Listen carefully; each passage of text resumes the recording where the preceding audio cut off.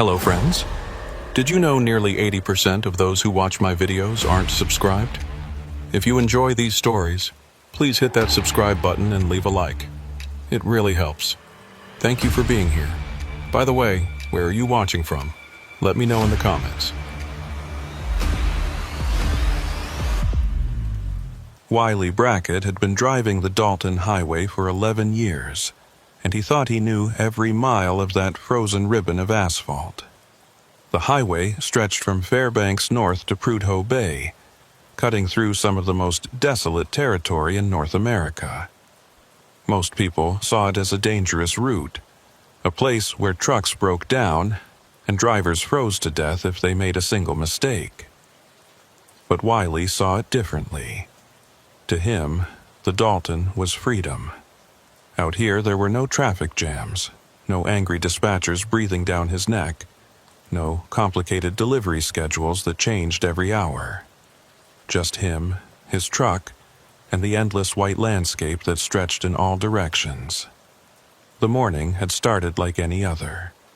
Wiley left Fairbanks before dawn with a load of industrial equipment bound for Deadhorse.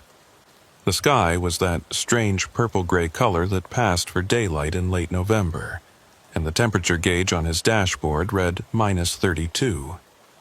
Cold enough that diesel fuel turned to gel if you didn't keep the engine running, cold enough that exposed skin would freeze in under 2 minutes.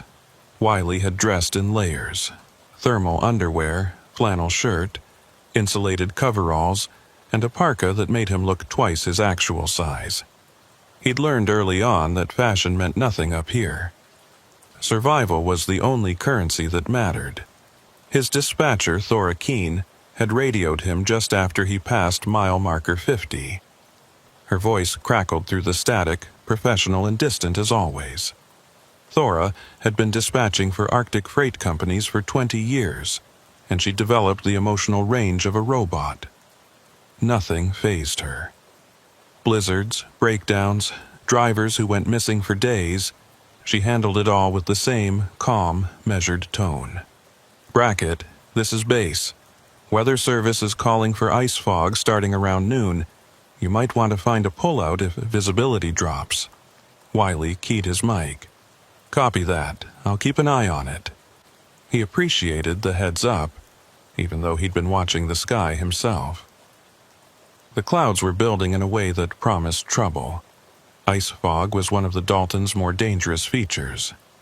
It happened when the temperature dropped so low that moisture in the air froze instantly, creating a dense white mist that could reduce visibility to zero. Drivers had been known to pull over and wait for hours, sometimes days, until it cleared. Some never made it.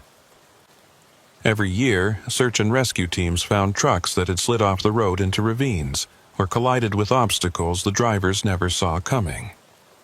The Dalton didn't forgive mistakes, and ice fog turned every mistake into a potential death sentence.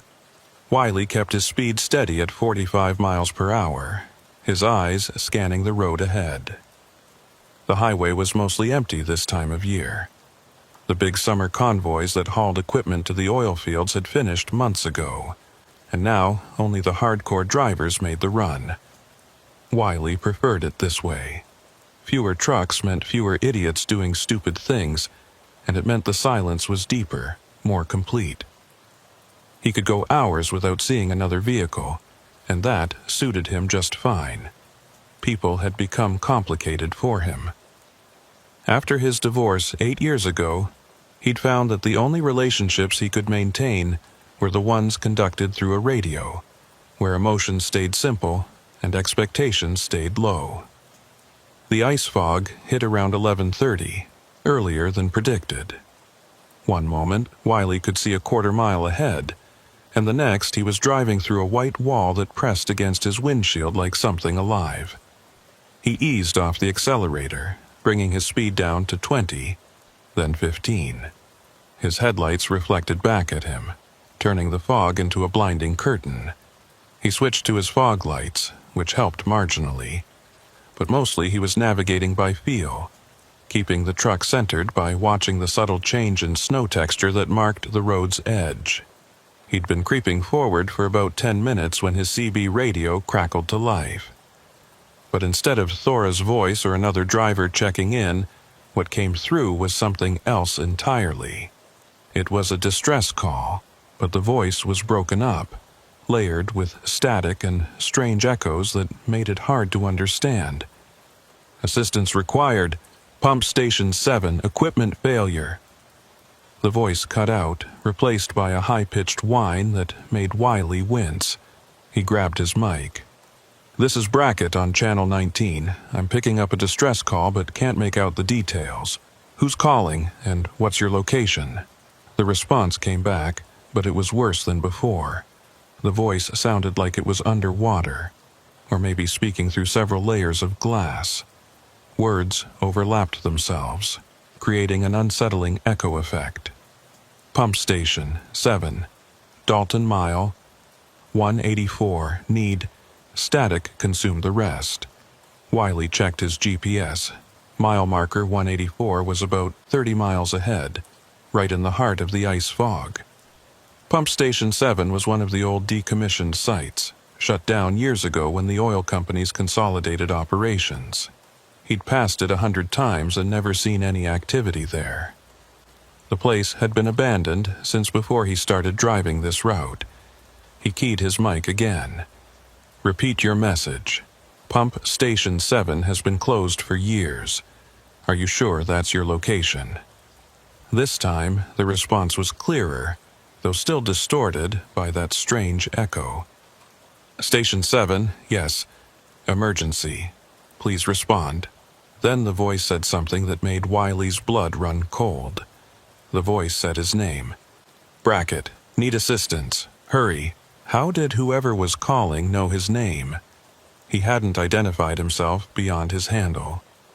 He tried calling back, but now he got nothing but static, and that persistent whine that seemed to pulse with an almost rhythmic quality. Wiley sat there in his cab, the engine rumbling beneath him, the ice fog pressing against the windows like it wanted to get in. Every instinct told him to ignore the call and keep moving.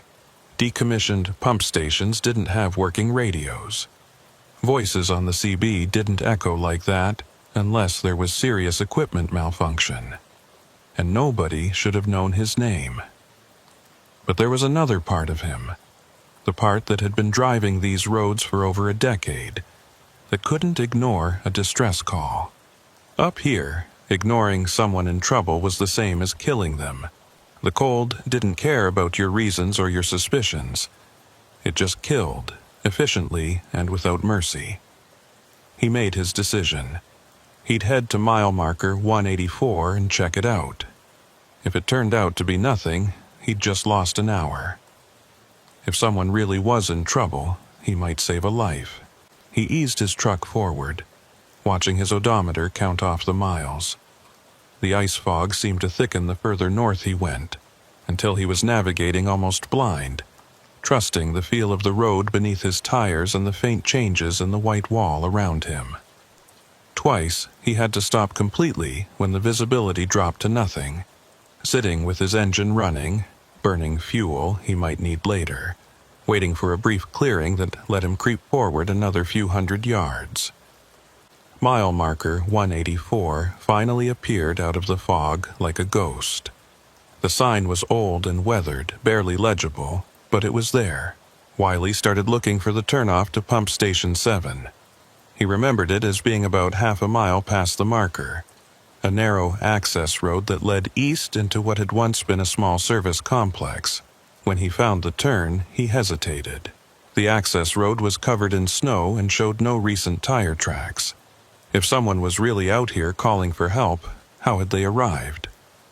There were no vehicles visible, no footprints, nothing to suggest human presence. He turned onto the access road anyway, his truck crawling forward in first gear. The road climbed slightly, and as he reached the top of a small rise, the pump station came into view, or rather what was left of it. The main building was still standing, but just barely. The metal siding was rusted and torn, hanging in strips that rattled in the wind. Several windows were broken, and snow had drifted through the openings.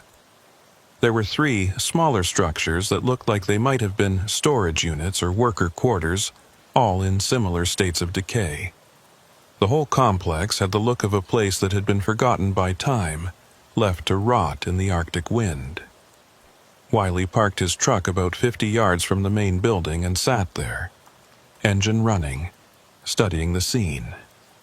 The ice fog had thinned slightly at this elevation, giving him better visibility. He could see that the gate to the compound had been torn off its hinges years ago. A rusted sign that once warned of restricted access lay face down in the snow. Everything about the place screamed abandonment. Nothing moved except the wind-driven snow and those strips of metal siding that banged against the building with irregular rhythm. He grabbed his CB mic and tried calling again. "This is Brackett. I'm at Pump Station 7. If anyone's here, respond." The answer that came back made his skin crawl. It was his own voice. Not someone impersonating him, but his actual voice, speaking words he hadn't said. "At Pump Station 7. If anyone's here, respond." The message played back with a delay of about 2 seconds, like an echo, but it was too perfect, too clear to be a natural echo. It was as if someone had recorded his transmission and was playing it back to him. He tried again, speaking slowly. "This is Wiley Brackett. Who am I talking to?" Again, his own voice came back. "Wiley Brackett. Who am I talking to?" But this time, there was something underneath it. A whisper that said something else, something he couldn't quite make out. He turned off the CB radio. Whatever was happening with the transmission, it wasn't natural. Equipment malfunction could explain some weird radio behavior, but not this. Not his own voice being played back with that unsettling precision. He sat in his truck, watching the abandoned pump station, trying to decide what to do. The smart move was to leave, get back on the highway, and report the weird radio transmission to Thora. Let someone else figure out what was going on out here. But he'd come all this way, and there was still a chance, however small, that someone was actually in trouble. Wiley shut down his engine, immediately feeling the cold begin to seep into the cab. He'd give himself 20 minutes to check the main building, then get back to the truck before the cold became dangerous. He pulled on his parka, wrapped a scarf around his face, and grabbed his flashlight. The wind hit him like a physical blow when he opened the door, and he had to force himself to step down into the knee-deep snow. The temperature felt even colder here, if that was possible, and his breath formed instant clouds of ice crystals that hung in the air. The walk to the main building took longer than he expected. The snow was deeper than it looked, and several times he broke through crusty layers and sank up to his thighs. By the time he reached the entrance, his legs were burning from the effort and his lungs ached from breathing the frozen air. The door hung half open, blocked by a drift of snow. He kicked it clear and pushed inside, his flashlight beam cutting through the darkness. The interior was worse than the exterior. The roof had collapsed in sections, leaving piles of snow and debris on the floor. Equipment that had once been valuable enough to justify this isolated outpost now stood rusted and broken, covered in ice. Pipes had burst and frozen, creating strange ice formations that looked like sculptures. Wiley moved through the building slowly, his flashlight beam searching every corner. The place had clearly been empty for years. There were no signs of recent habitation, no footprints in the snow that had blown in through broken windows. No trash or supplies that would indicate someone camping out here. He found what looked like it had been the radio room. The equipment was ancient, probably from the 70s or 80s, all of it long dead and frozen. There was no way this gear had transmitted the distress call he'd heard. He was about to leave when he noticed something odd. On the wall behind the old radio equipment was a series of marks. At first, he thought they were just random scratches in the paint, but as he looked closer, he realized they were words. Someone had carved messages into the wall, dozens of them, maybe hundreds. He moved his flashlight beam across the surface, reading what he could make out. "Day 43, still waiting," said one. "They promised pickup. Nobody came," said another. The dates on some of the messages went back years, but others looked more recent.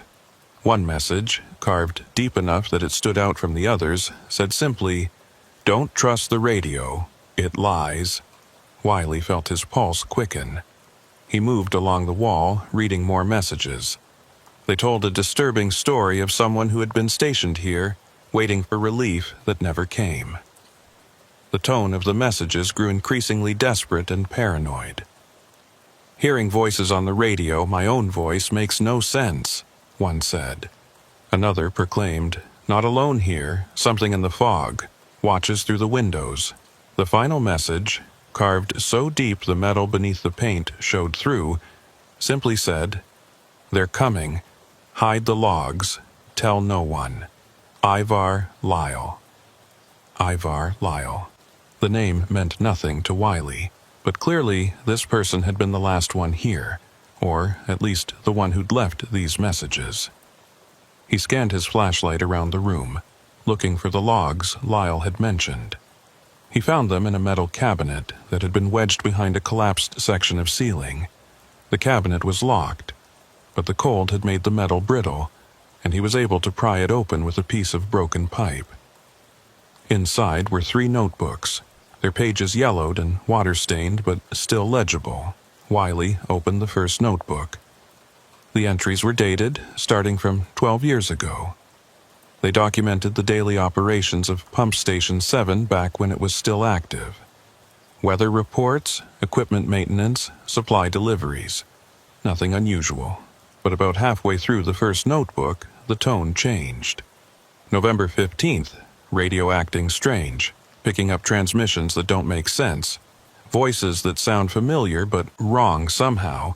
The entry went on to describe exactly what Wiley had experienced. Messages that echoed back, voices that sounded like recordings, and the growing sense that something was fundamentally wrong with the communications equipment. The second notebook was worse.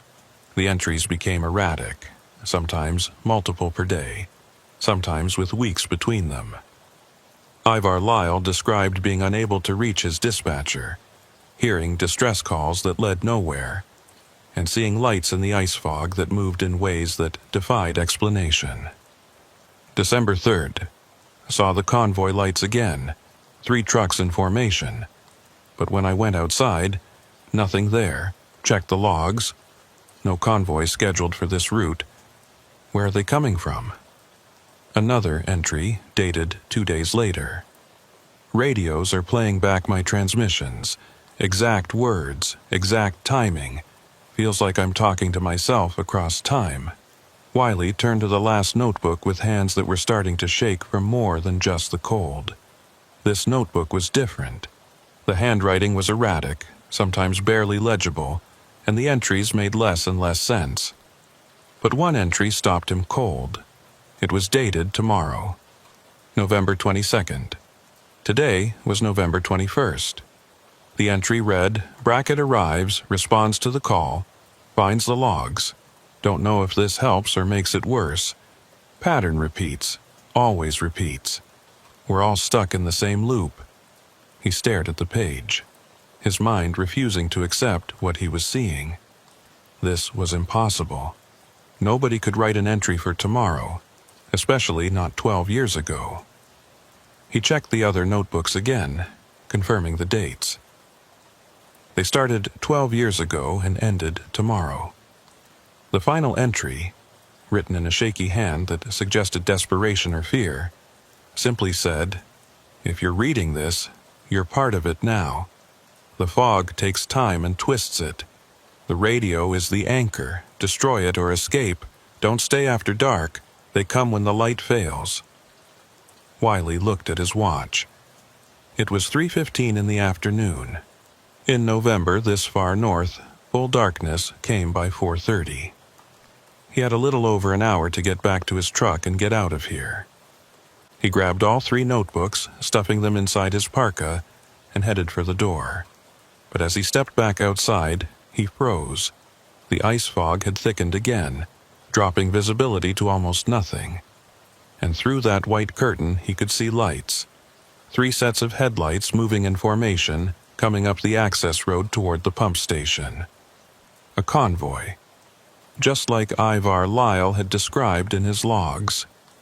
3 trucks, their lights cutting through the fog, moving with the steady determination of drivers who knew exactly where they were going. Wiley stood there, watching them approach, part of him wanting to wave them down, to confirm they were real, to break this growing sense of unreality that had gripped him since he'd read those notebooks. But another part, the part that had read Lyle's increasingly frantic entries, told him to hide. He ducked back inside the pump station and moved to a window where he could watch without being seen. The convoy reached the compound and stopped, the trucks forming a loose circle around the main building. Their engines kept running, exhaust visible even in the fog. But nobody got out. The trucks just sat there, lights on, engines rumbling, as if waiting for something. Wiley watched them for several minutes, but nothing changed. No doors opened. No drivers emerged. Nothing moved except the wind-driven snow. Then his CB radio crackled to life. He'd left it in the truck, which meant he shouldn't be able to hear it from inside this building. But he heard it clearly, the sound cutting through the wind and the walls as if distance meant nothing. And the voice that came through wasn't Thora's or another driver's. It was his own voice, speaking words he'd never said. "They're here. The convoy. Don't go outside. They're not what they seem." Wiley pressed himself against the cold wall of the pump station, his breath coming in short bursts that created small clouds in the frozen air. The 3 trucks outside remained motionless, their headlights boring through the ice fog like searchlights. He couldn't see the drivers through the windshields, couldn't see any movement at all. But he knew with absolute certainty that whatever was in those trucks was aware of his presence. The way they'd positioned themselves, forming that loose circle around the building, felt deliberate, calculated, like they were boxing him in. His own voice continued to crackle from his truck's CB radio, the words distorted and layered with that same unsettling echo he'd heard earlier. The message kept repeating, a warning loop that seemed to fold back on itself. He tried to make sense of it, tried to find a rational explanation for how his voice could be broadcasting words he'd never spoken, but his mind kept circling back to those notebooks in his parka. Ivar Lyle had described the same phenomenon 12 years ago, right before everything at Pump Station 7 fell apart. Right before Lyle had carved that final, desperate message into the wall and disappeared. Wiley forced himself to think like a trucker, not like a scared man trapped in an abandoned building. He had assets. His truck was still running, which meant he had heat and power. He had fuel in his tanks, enough to run for hours if needed. He had food and water in his sleeper berth. Most importantly, he had mobility. These ghost trucks or whatever they were might be blocking the access road, but the Dalton Highway was only half a mile away. If he could get to his truck and make a run for it, he might be able to punch through their formation or go around them through the snow. The problem was the distance between the pump station and his truck. 50 yards across open ground, in ice fog thick enough to hide anything, with those headlights sweeping the area, and the cold. He'd already been outside longer than was safe, and his fingers were starting to go numb despite his gloves. If he made a run for it and didn't make it to his truck, the exposure would kill him in minutes. But staying here wasn't an option either. The sun was dropping fast, and according to Lyle's logs, whatever happened at this place got worse after dark. He checked his watch. 3:40. Less than an hour of twilight left. He needed to move now. Wiley crept to the back of the pump station, away from where the trucks were positioned. There was a service door that opened onto what had once been a loading area. The door was frozen shut, but he put his shoulder into it and felt it give slightly. 3 more hard shoves, and it popped open with a crack that sounded impossibly loud in the stillness. He froze, listening for any response from the trucks. Their engines continued their steady rumble, unchanged. No doors opened. No footsteps crunched through snow. The loading area gave him some cover from the headlights. He could see his truck from here, a dark shape barely visible through the fog. The distance looked much longer than 50 yards now. It looked like a mile. He took a deep breath of air so cold it burned his lungs, then started moving. Not running, which would have been suicide in the deep snow, but a fast, steady walk that ate up ground while conserving energy. He kept his eyes on his truck, using it as a beacon, trying not to think about what might be watching him from those other vehicles. He was halfway to his truck when he heard the sound. It started low, almost below the threshold of hearing, then built into a deep mechanical groan that seemed to come from all three trucks at once. Their engines were revving, synchronized in a way that no human coordination could achieve. The sound built and built until Wiley could feel it in his chest, vibrating through the frozen air like a physical force. Then, simultaneously, all three trucks began to move. Not toward him, but away.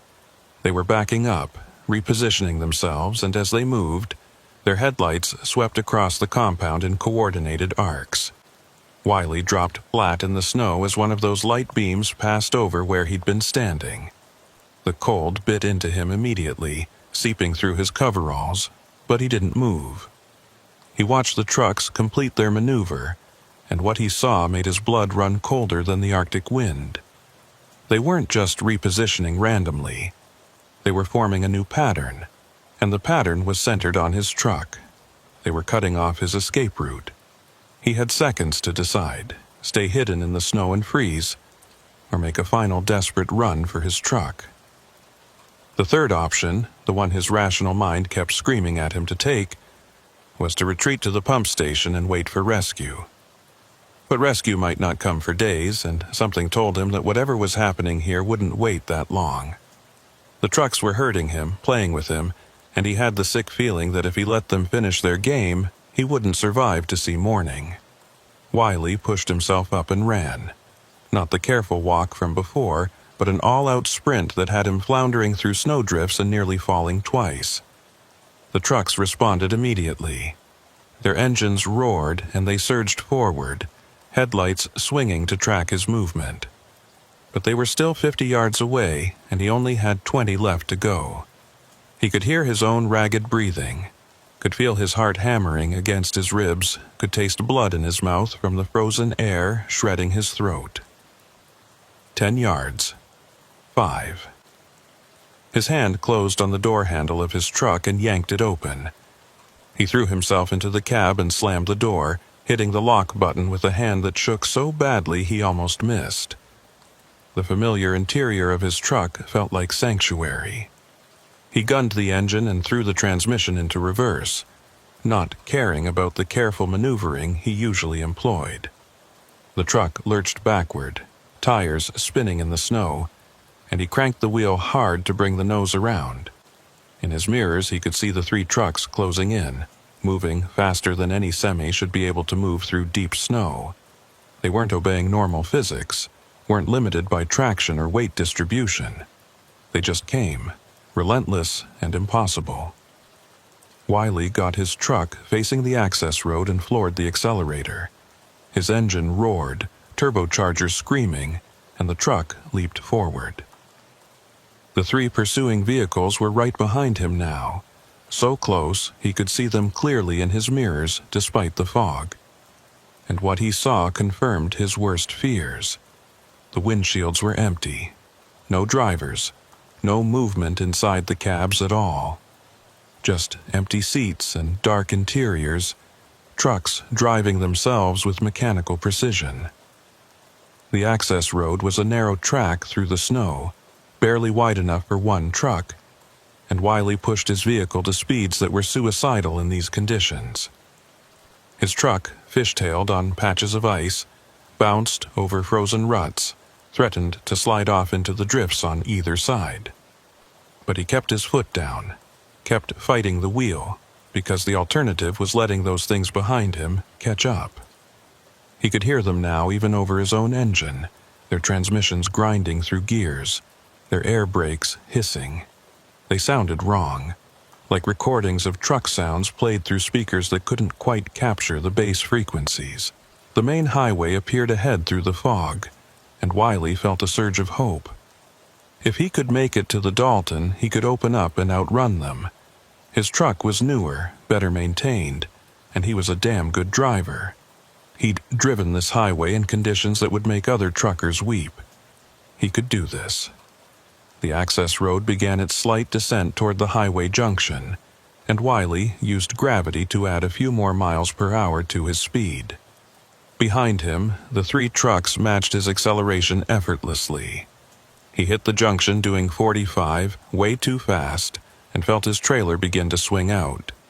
For a horrible moment he thought he was going to jackknife, could picture the whole rig folding sideways and spilling across both lanes. But his hands worked the wheel with the muscle memory of 11 years on ice, and he brought the trailer back in line. The truck straightened out on the highway and he pushed harder, getting up to 50, then 55. The 3 trucks behind him fell back slightly, and for the first time since this nightmare began, Wiley thought he might actually escape. That was when his CB radio crackled to life again. This time, it wasn't his voice. It was Thora Keene. But something was wrong with her voice too. That same underwater quality, that same layering of echoes. "Brackett, this is base. You need to stop. Pull over and wait for assistance." He grabbed his mic without thinking, the habit of responding to dispatch too ingrained to resist. "Thora, I'm in trouble. 3 trucks are following me," and he stopped, realizing what he'd just done. He'd confirmed his location, confirmed he was listening. The voice that came back wasn't Thora's anymore. It shifted mid-sentence, cycling through different voices he recognized. First Thora, then other truckers he'd talked to over the years, then people from his past. His ex-wife. His father who'd died 5 years ago. Each voice spoke the same words. "Stop the truck, Wiley. Pull over. You can't escape. The fog has you now." The voices overlapped, creating a chorus that was both familiar and profoundly wrong. He ripped the CB microphone cord from its socket, cutting off the transmission, but the voices continued. They were coming from his own radio now, even though it was no longer receiving. Wiley focused on driving, blocking out the impossible voices, watching his mirrors for the 3 trucks. They'd fallen back to about a quarter mile, maintaining that distance but not closing it. Almost like they were herding him rather than chasing him. The thought sent a new spike of fear through him. Where were they herding him to? He checked his GPS, confirming his position. Mile marker 207, heading south toward Fairbanks. Normal traffic should start appearing soon. Other trucks, supply vehicles heading north, maybe a state trooper. Once he had witnesses, once other people saw what was happening, this would have to stop. Whatever reality-bending nightmare he'd stumbled into, it couldn't sustain itself with witnesses. But the highway remained empty. He drove for 10 miles, then 15, and saw nothing. No other vehicles, no tracks in the snow, no signs of human presence at all. The ice fog thinned and thickened in waves, but it never fully cleared. And those 3 trucks stayed behind him, matching his speed, their empty cabs visible whenever he got a clear view in his mirrors. They looked like his truck, he realized. Not the same model or color, but the same general configuration. Freightliner cabs with box trailers, standard Arctic freight configurations. They looked like him. The voices on his CB had settled into a new pattern. They were speaking in unison now, all the different voices synchronized, and they were reading something. It took him a moment to recognize what. They were reading from Ivar Lyle's notebooks, the entries he'd stuffed in his parka. The voice recited, November 15th, radio acting strange, picking up transmissions that don't make sense. The exact words Wiley had read less than an hour ago. But he was the only one who'd read those notebooks. They'd been locked in that cabinet for 12 years. How could the voices know what was written in them? Unless they'd been through this before. Unless every word in those notebooks was a recording of previous incidents, previous drivers who'd responded to that distress call and ended up trapped in the same loop. The entry dated tomorrow suddenly made horrible sense. It wasn't prediction. It was history. Wiley had already done all of this, was always going to do all of this, and the notebooks were just documentation of an event that existed outside normal time. He was reading his own future because his future had already happened, was happening now, would happen again in an endless cycle. The realization hit him like a physical blow, and he nearly lost control of his truck. His hands shook on the wheel, and he had to consciously force himself to breathe, to stay focused, to keep driving. If what he was thinking was true, then there was no escape. The fog, the trucks, the radio voices, they were all part of a temporal loop centered on Pump Station 7. Ivar Lyle had gotten caught in it 12 years ago. Other drivers before Lyle had probably gotten caught too. And now it was Wiley's turn. He was going to drive these roads forever, chasing his own ghost, responding to his own distress calls, creating the very haunting that had drawn him here. No. He rejected that thought with every ounce of stubbornness he possessed. He'd driven the Dalton for 11 years, had survived storms that killed better men, had kept his rig running in conditions that turned diesel to jelly and metal to glass. He wasn't going to surrender to some temporal anomaly, or whatever the hell this was. There had to be a way out. Lyle's final message said destroy the radio or escape. He tried escape and it wasn't working.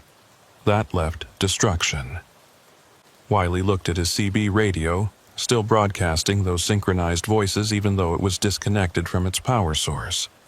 The voices were reading further into the notebooks now, getting closer to the final entries, the ones that documented Lyle's descent into paranoia and fear. Wiley made his decision. He grabbed the radio unit with both hands and ripped it from its mounting bracket. Wires tore free and sparks flew, but the voices didn't stop. If anything, they got louder. He lowered his window, feeling the brutal cold blast in, and threw the radio out onto the highway. It bounced once, twice, then shattered against the asphalt. The 3 trucks behind him suddenly accelerated. They closed the distance in seconds, moving faster than any truck should be able to move, and Wiley saw them clearly in his mirrors for the first time. They weren't just empty. They were wrong. The cabs were the right shape, but the proportions were off, stretched slightly, distorted. The headlights were too bright, almost burning through the fog with an intensity that hurt to look at. And on the grills, where company logos should be, there was nothing. Blank metal that reflected no light. They were coming to ram him. He could see it in the way they were positioning themselves, one on each side and one directly behind. They were going to box him in and crush him or force him off the road, or both. Wiley's mind raced through options. He couldn't outrun them. He couldn't fight them. But maybe he could outthink them. The fog, Lyle had written, takes time and twists it. The radio is the anchor. He'd destroyed his radio, but that hadn't stopped anything. Because the radio wasn't the only anchor. The notebooks were anchors too. Physical objects that connected the present to the past, that maintained the loop. Wiley yanked the 3 notebooks from his parka and threw them out of the window. They tumbled through the air and landed in the snow beside the highway. The effect was immediate and dramatic. The 3 trucks behind him flickered, like bad television reception. their solid forms breaking up into static and reforming. The ice fog around him began to swirl and twist, forming patterns that hurt his eyes to look at. And from somewhere very far away, or maybe very close, he heard a sound like a radio changing stations, cycling through frequencies, searching for a signal that no longer existed. The world lurched sideways. Wiley's truck was suddenly moving through clear air under a gray sky. The ice fog was gone. The 3 trucks were gone. He was alone on the Dalton Highway with normal visibility and a normal landscape. He slammed on his brakes, bringing his truck to a shuddering stop on the shoulder. He sat there, engine idling, hands still gripping the wheel, trying to process what had just happened. His CB radio was still gone, ripped from its mount, wires hanging loose. But when he checked his mirrors, he could see real traffic approaching from the north. A tanker truck, perfectly ordinary, with a human driver visible in the cab. The tanker rolled past and the driver gave him a friendly wave.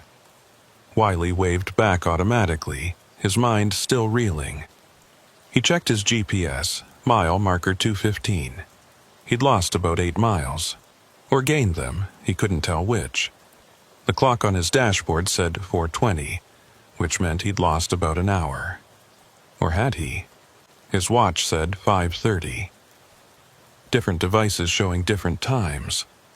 More evidence of temporal distortion, or just the normal confusion of a man who'd been through hell. His sat phone was where he'd left it, clipped to his sun visor. It had a signal now, strong and clear. He called Thora Keene, and this time when she answered, her voice was normal, professional and distant as always. No eerie echoes, no underwater distortion.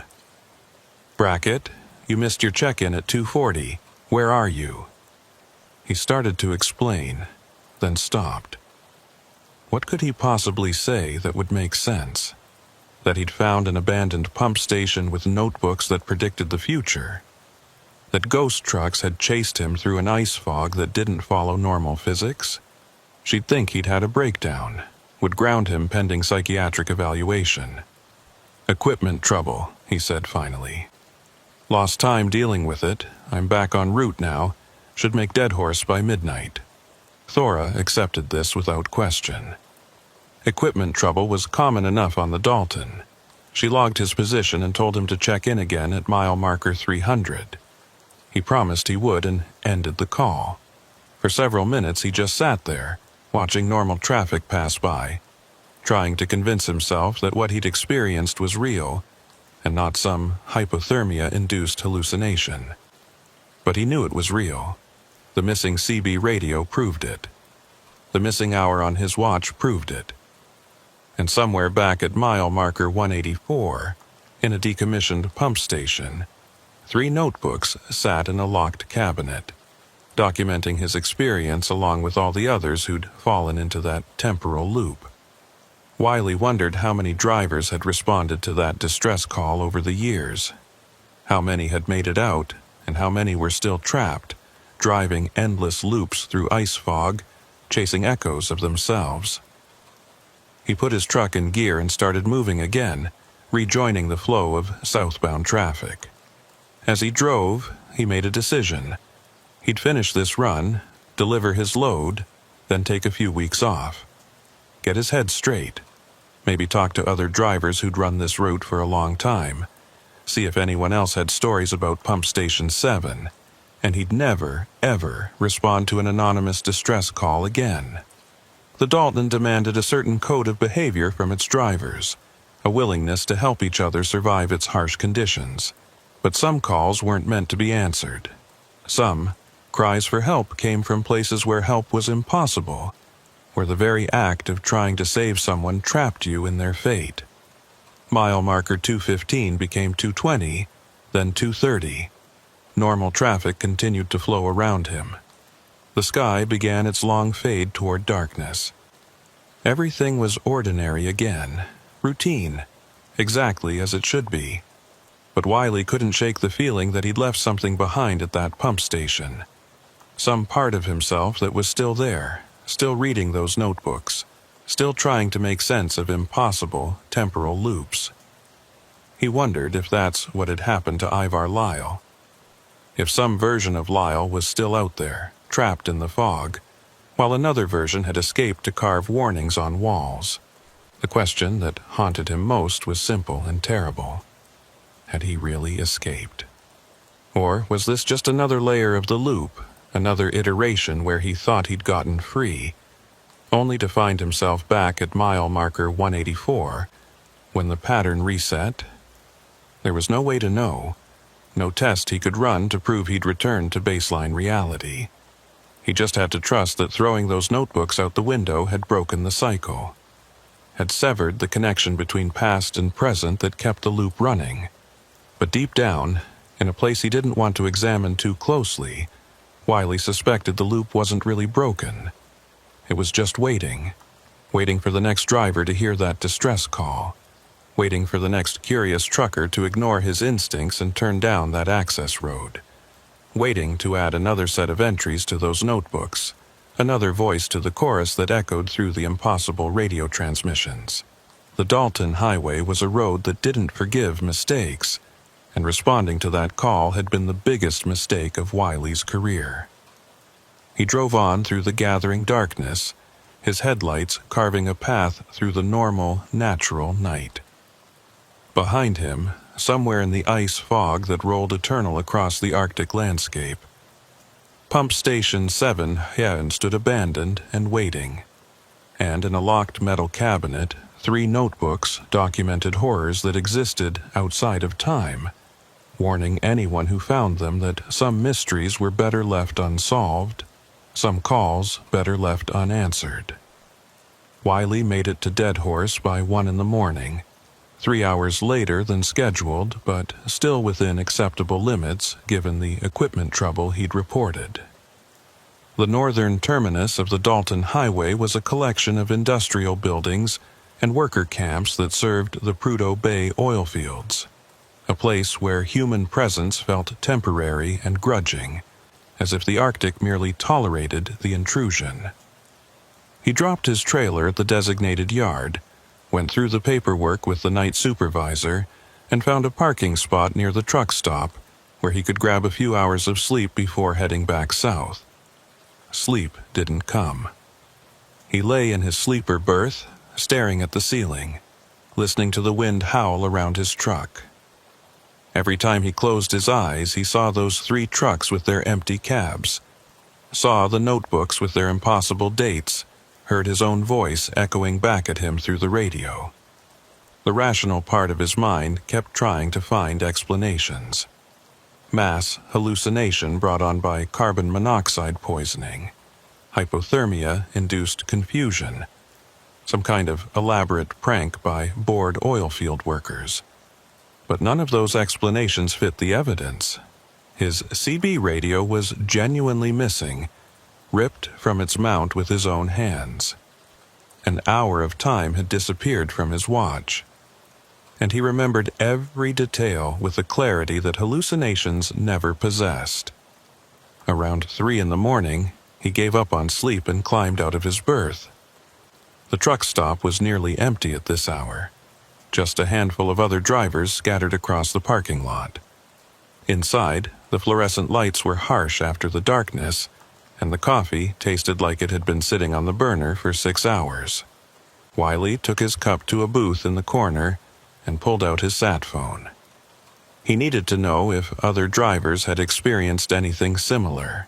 He needed to know if Pump Station 7 had a history. He started with online trucker forums, scrolling through years of posts about the Dalton Highway.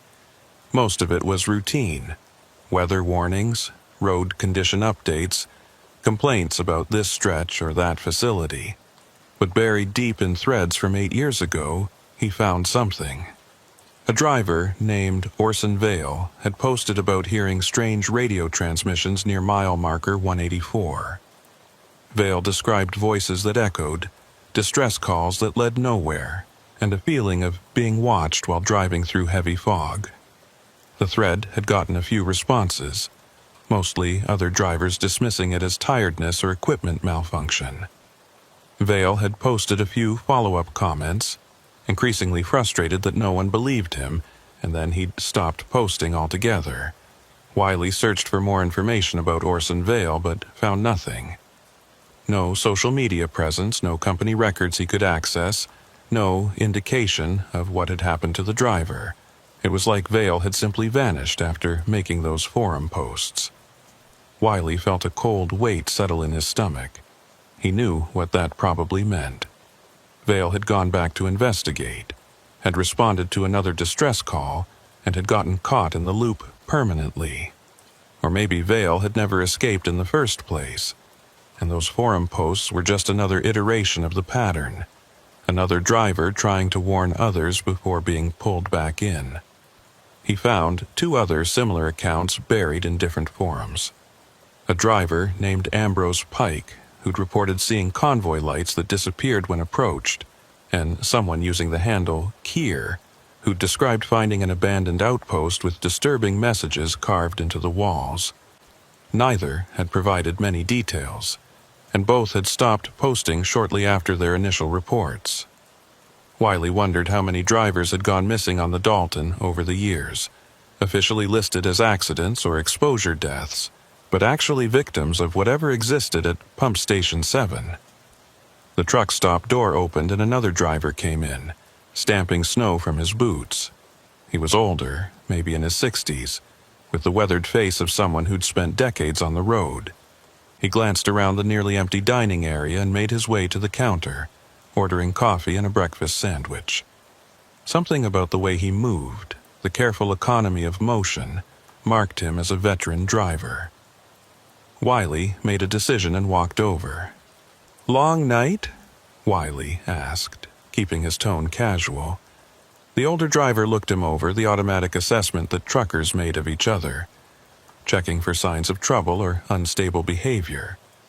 Wiley must have passed whatever test the man was running because he nodded and gestured to the stool next to him. "Every night's long this time of year," the driver said. His voice had the gravelly quality of someone who'd smoked for years and quit. "You running south?" Wiley confirmed that he was, and they fell into the easy conversation that drivers used to pass time. Names were exchanged. The older driver introduced himself as Hale Broder, running freight for a company Wiley had heard of, and they compared routes and cargo. After a few minutes, when the preliminary trust had been established, Wiley steered the conversation toward Pump Station 7.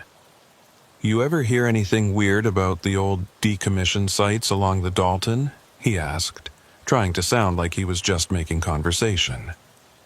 "Any stories or rumors?" Hale's expression changed subtly. Not quite suspicion, but a new wariness. He took a long sip of his coffee before answering. "Why do you ask?" The question hung between them, weighted with significance. Wiley had to decide how much to reveal. If he told the whole truth, Hale would think he was crazy. But if he said nothing, he'd lose this chance to learn more. He settled on a middle ground. "I picked up some strange radio transmissions earlier today, near mile marker 184. Distress call that didn't make sense, and when I tried to respond, I got my own voice echoing back at me. Equipment malfunction probably, but it was weird enough that I wondered if it had happened to anyone else." Hale studied him for a long moment, and Wiley had the uncomfortable feeling of being evaluated.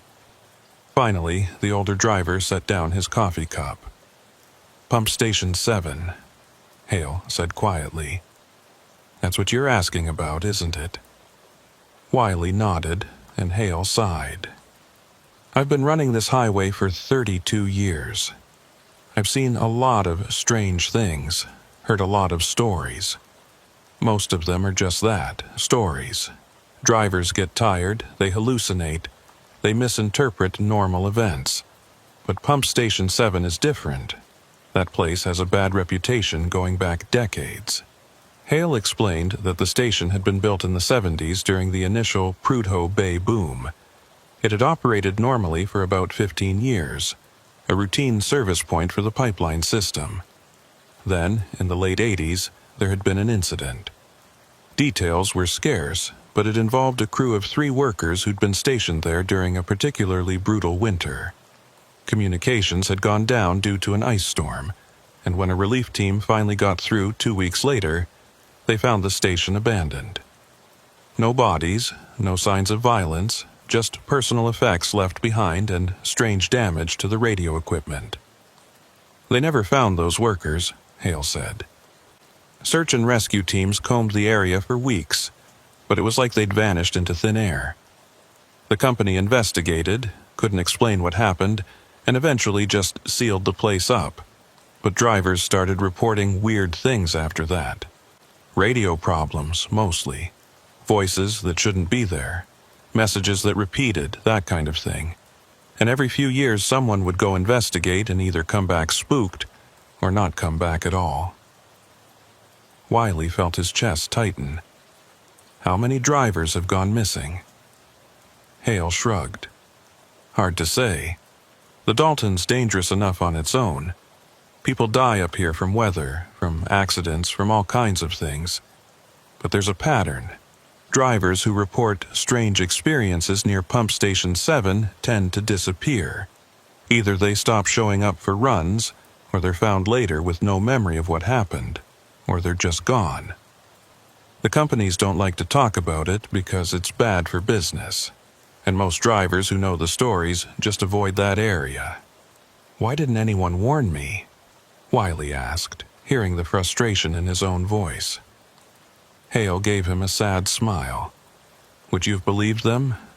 If someone told you there was a haunted pump station that trapped drivers in time loops, would you have taken it seriously? He had a point. Wiley would have dismissed it as superstition or old-timer stories. He asked what Hale thought was really happening at Pump Station 7. The older driver was quiet for a moment, choosing his words carefully. I think that place exists wrong, Hale said finally. I know that sounds crazy, but it's the only way I can describe it. Something happened there, something that broke the normal rules. Time doesn't work right in that area. Space doesn't work right. And the radio equipment, for whatever reason, acts as some kind of anchor or conduit. Drivers who interact with it get caught in whatever loop or trap exists there. The smart ones realize something's wrong and get out fast. The unlucky ones get pulled in too deep and can't escape. Wiley told him about the notebooks, about finding Ivar Lyle's logs with their impossible dates. Hale's expression grew grim. Lyle. Yeah, I remember hearing about him. He was the last official worker stationed at Pump Station 7 before they shut it down completely. Decent guy, good at his job. Then he started sending increasingly weird reports back to his company, talking about radio anomalies and temporal distortions. They thought he was having a breakdown and sent a team to pull him out.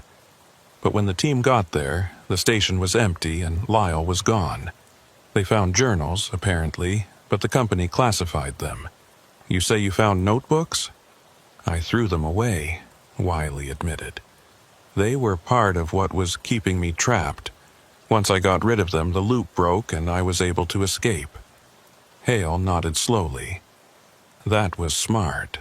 The physical objects seem to matter. They're like anchors tying the present to whatever happened in the past. Get rid of the anchors, break the connection.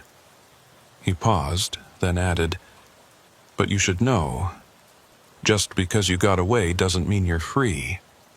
That place has a way of pulling people back. Once it has your, I don't know what to call it. Your temporal signature, maybe. Once it knows you exist, it can reach out and grab you again if you're not careful. The implication was clear and terrifying. Wiley asked what he should do, and Hale's answer was simple. Don't go back. Don't respond to any distress calls from that area. Don't even think about that place if you can avoid it. Some drivers who escaped reported that the loop would try to reassert itself, pulling them back through dreams or compulsive thoughts. You have to resist it. Find a different route if you can. If you can't, drive past that section as fast as safely possible and keep your CB off. They sat in silence for a while, drinking coffee that had gone lukewarm. Wiley felt simultaneously relieved to have confirmation that he wasn't crazy and terrified by the implications. He asked Hale if there was any way to destroy the loop permanently, to shut down whatever existed at Pump Station 7.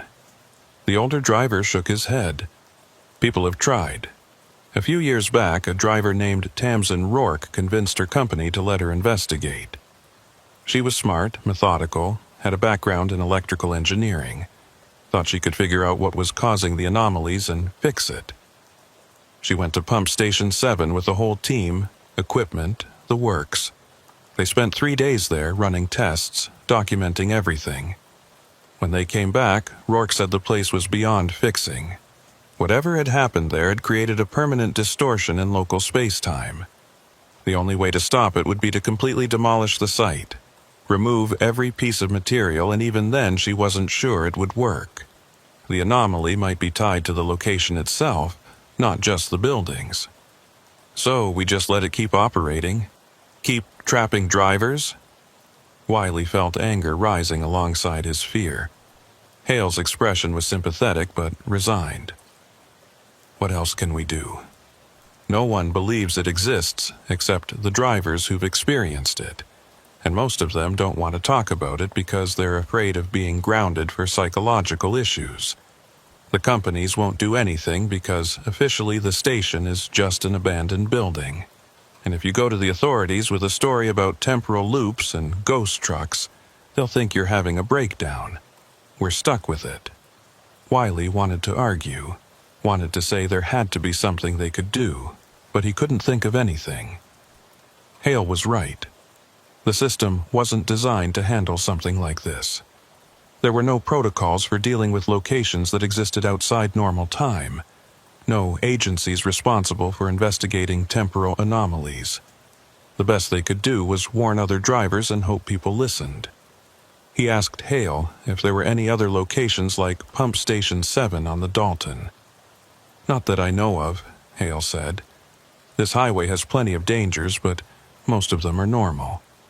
Weather, animals, mechanical failure. Pump Station 7 is unique as far as I can tell, though I've heard stories about weird places on other routes. The Yukon has some stretches where drivers report strange things. Nunavut, up on the ice roads. Isolated places where the barriers between normal and abnormal get thin. But Pump Station 7 is the only one I know about personally.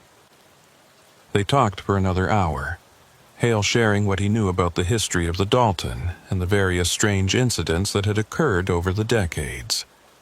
Most were easily explained or harmless, but a few, like Pump Station 7, defied rational explanation. As dawn began to lighten the sky, Wiley felt marginally better. At least he wasn't alone in this. At least there were other drivers who knew the truth and could confirm he wasn't losing his mind. Hale gave him a sat phone number and told him to call if he experienced any more anomalies or felt the loop trying to pull him back. One more thing, Hale said as they were preparing to leave. Your dispatcher, Thora Keene, you trust her? The question surprised Wiley. Yeah, I guess. She's always been solid. Why? Hale looked uncomfortable. Some drivers think the companies know more than they're letting on. That they're aware of these anomalies but keep quiet because acknowledging them would open them up to liability. I'm not saying Thora is involved in any cover-up, but be careful what you tell her. If she reports that you're having psychological issues, you could be grounded permanently. Wiley nodded, understanding the warning. He'd already decided not to tell Thora the full story, but Hale's caution reinforced that decision. He thanked the older driver and headed back to his truck. The sun was fully up now, painting the industrial landscape in shades of gold and gray. Other drivers were starting their day, running through pre-trip inspections and warming up engines. Normal. Routine. Safe. Wiley wanted desperately to believe he was back in that normal world, that the nightmare at Pump Station 7 was behind him. But as he climbed into his cab and started his engine, he noticed something that made his blood run cold. On his dashboard, exactly where he'd kept his CB radio before ripping it out, was a small notebook.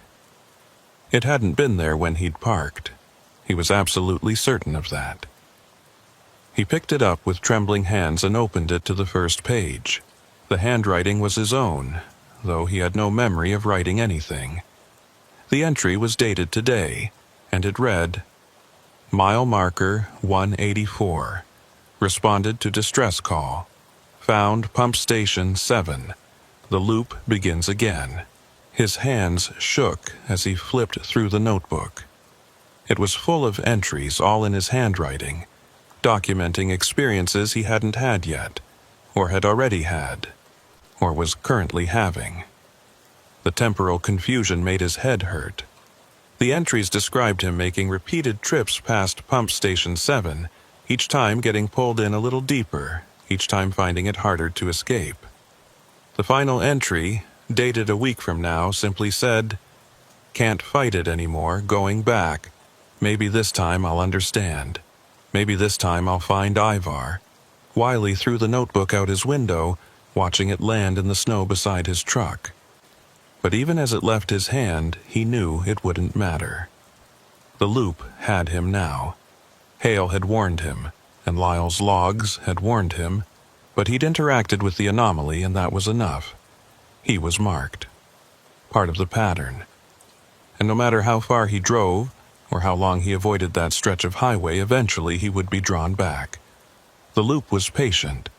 It had all the time in the world because at pump station 7, time wasn't a river flowing in one direction. It was a whirlpool, circular and inescapable. He sat there for a long moment, engine idling, staring at the notebook lying in the snow. Then he made a decision. He wouldn't wait for the loop to pull him back involuntarily. He'd go back on his own terms, prepared this time, armed with everything Hale had told him and everything he'd learned. Maybe he couldn't destroy the anomaly, but maybe he could understand it. Maybe he could find Ivar Lyle and the other missing drivers. Maybe he could break the pattern from the inside.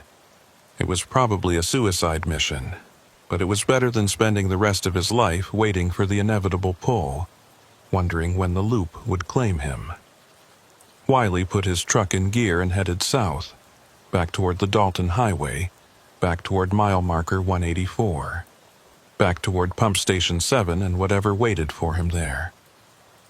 He didn't call Thora to log his departure. He didn't tell anyone where he was going. If this went wrong, if the loop took him permanently, he didn't want other drivers coming to investigate and getting caught themselves. Some sacrifices had to be made alone. Some mysteries had to be faced in silence. The highway stretched out before him, empty and white under the Arctic sky. Somewhere ahead, in a place that existed wrong, Pump Station 7 waited, and in its rusted buildings and frozen shadows, the loop continued its eternal cycle, patient and hungry, ready to welcome another driver home. The drive back to mile marker 184 took 6 hours, and every mile felt like descending into something that wasn't quite geography. Wiley kept his sat phone on, tracking his position with obsessive precision, watching as the numbers counted down toward that specific stretch of highway. The weather was clear this time. No ice fog to obscure his view, just the endless white landscape under a sky that never quite committed to being either day or night. Other traffic passed him going both directions, normal trucks with normal drivers hauling normal loads. The world around him insisted everything was fine, but Wiley knew better. He'd stopped at a supply depot in Coldfoot to gather equipment, flares, extra batteries for his flashlight, road markers, a handheld GPS unit that could record waypoints. He wasn't sure what would be useful when dealing with a temporal anomaly, but preparation felt better than helplessness. The clerk who sold him the supplies had given him a curious look when he'd requested a dozen notebooks and several permanent markers. Wiley hadn't explained. How could he? He was planning to leave messages for himself across different iterations of time, assuming he survived long enough to write anything. Mile marker 200 appeared, and Wiley felt his heart rate increase. His hands were steady on the wheel, but his mouth was dry. He thought about Hale Broder's warning, about Ivar Lyle's fate, about all the drivers who'd disappeared into whatever existed at Pump Station 7. He was probably making a mistake, probably driving himself toward a fate worse than death. But the alternative was living with the certainty that the loop would eventually reclaim him anyway, and at least this way he was choosing the terms of engagement. Mile marker 190 came and went, then 188, 186. The highway looked completely normal, just another stretch of the Dalton with its endless permafrost and sparse vegetation. No signs of temporal distortion, no ghost trucks, no ice fog. Wiley started to wonder if maybe the loop had released him after all, if throwing away that notebook and Dead Horse had somehow severed the connection. Then he saw mile marker 184 and the access road to Pump Station 7, and he knew nothing had changed. The road looked different in clear weather, more defined, more obviously maintained than it should be for a facility that had been abandoned for decades. Fresh tire tracks led down it, multiple sets, as if a convoy of trucks had recently made the turn. Wiley knew those tracks weren't real in any conventional sense. They were echoes, temporal shadows of all the times this had happened before. All the drivers who'd turned down this road, responding to distress calls that existed outside normal time. He was just the latest iteration in a pattern that stretched back years, maybe decades. He turned onto the access road and immediately felt the change. It was subtle, not the dramatic shift he'd experienced during the ice fog, but definite. The air pressure seemed wrong, and his ears popped like he was gaining altitude even though the road was level. His dashboard clock flickered, numbers jumping forward and backward randomly. The temperature gauge started cycling through impossible readings. His truck's engine sounded different too, the normal diesel rumble overlaid with echoes of itself, creating a discordant harmony that made his teeth ache. Pump Station 7 appeared ahead, and this time Wiley could see it clearly. The buildings looked simultaneously abandoned and occupied, rusted metal coexisting with sections that appeared freshly painted. Lights were on in some windows but not others, and the pattern kept shifting. As he watched, a section of roof that had been collapsed suddenly was intact, then collapsed again. The whole complex was flickering between different states of decay, different moments in time all trying to exist simultaneously. Wiley parked his truck in the same spot as before, and this time he left the engine running. If he needed to escape quickly, every second would matter. He grabbed one of the notebooks and a marker, climbed down from his cab and approached the main building. The door was both open and closed, hanging crooked on its hinges and sitting properly in its frame. Wiley experienced a moment of profound vertigo as his brain tried to process the contradictory visual information. He closed his eyes, took a breath of air that tasted like ozone and diesel fuel, and stepped forward. The interior of the pump station was worse than the exterior. Multiple time frames overlapped here, creating a chaotic jumble of past and present. Equipment that had been rusted and broken in his previous visit was now functional, gauges active and machinery humming. But in the same space, other equipment remained frozen and dead. People moved through the building, transparent and flickering like old film projections. Wiley recognized Ivar Lyle from a description Hale had given him, a thin man with haunted eyes, wearing work coveralls from a decade past. But there were others too. Drivers in gear from different eras, workers in safety equipment that had gone out of use years ago, all of them moving through their routines unaware of each other or of Wiley watching them. He made his way to the radio room, the epicenter of the anomaly. The equipment here was simultaneously ancient and modern, valve-based technology coexisting with solid-state components that shouldn't exist in the same timeline. The walls were covered with those carved messages he'd seen before. But now there were more of them, hundreds more, all appearing and disappearing as the different temporal layers flickered in and out of phase.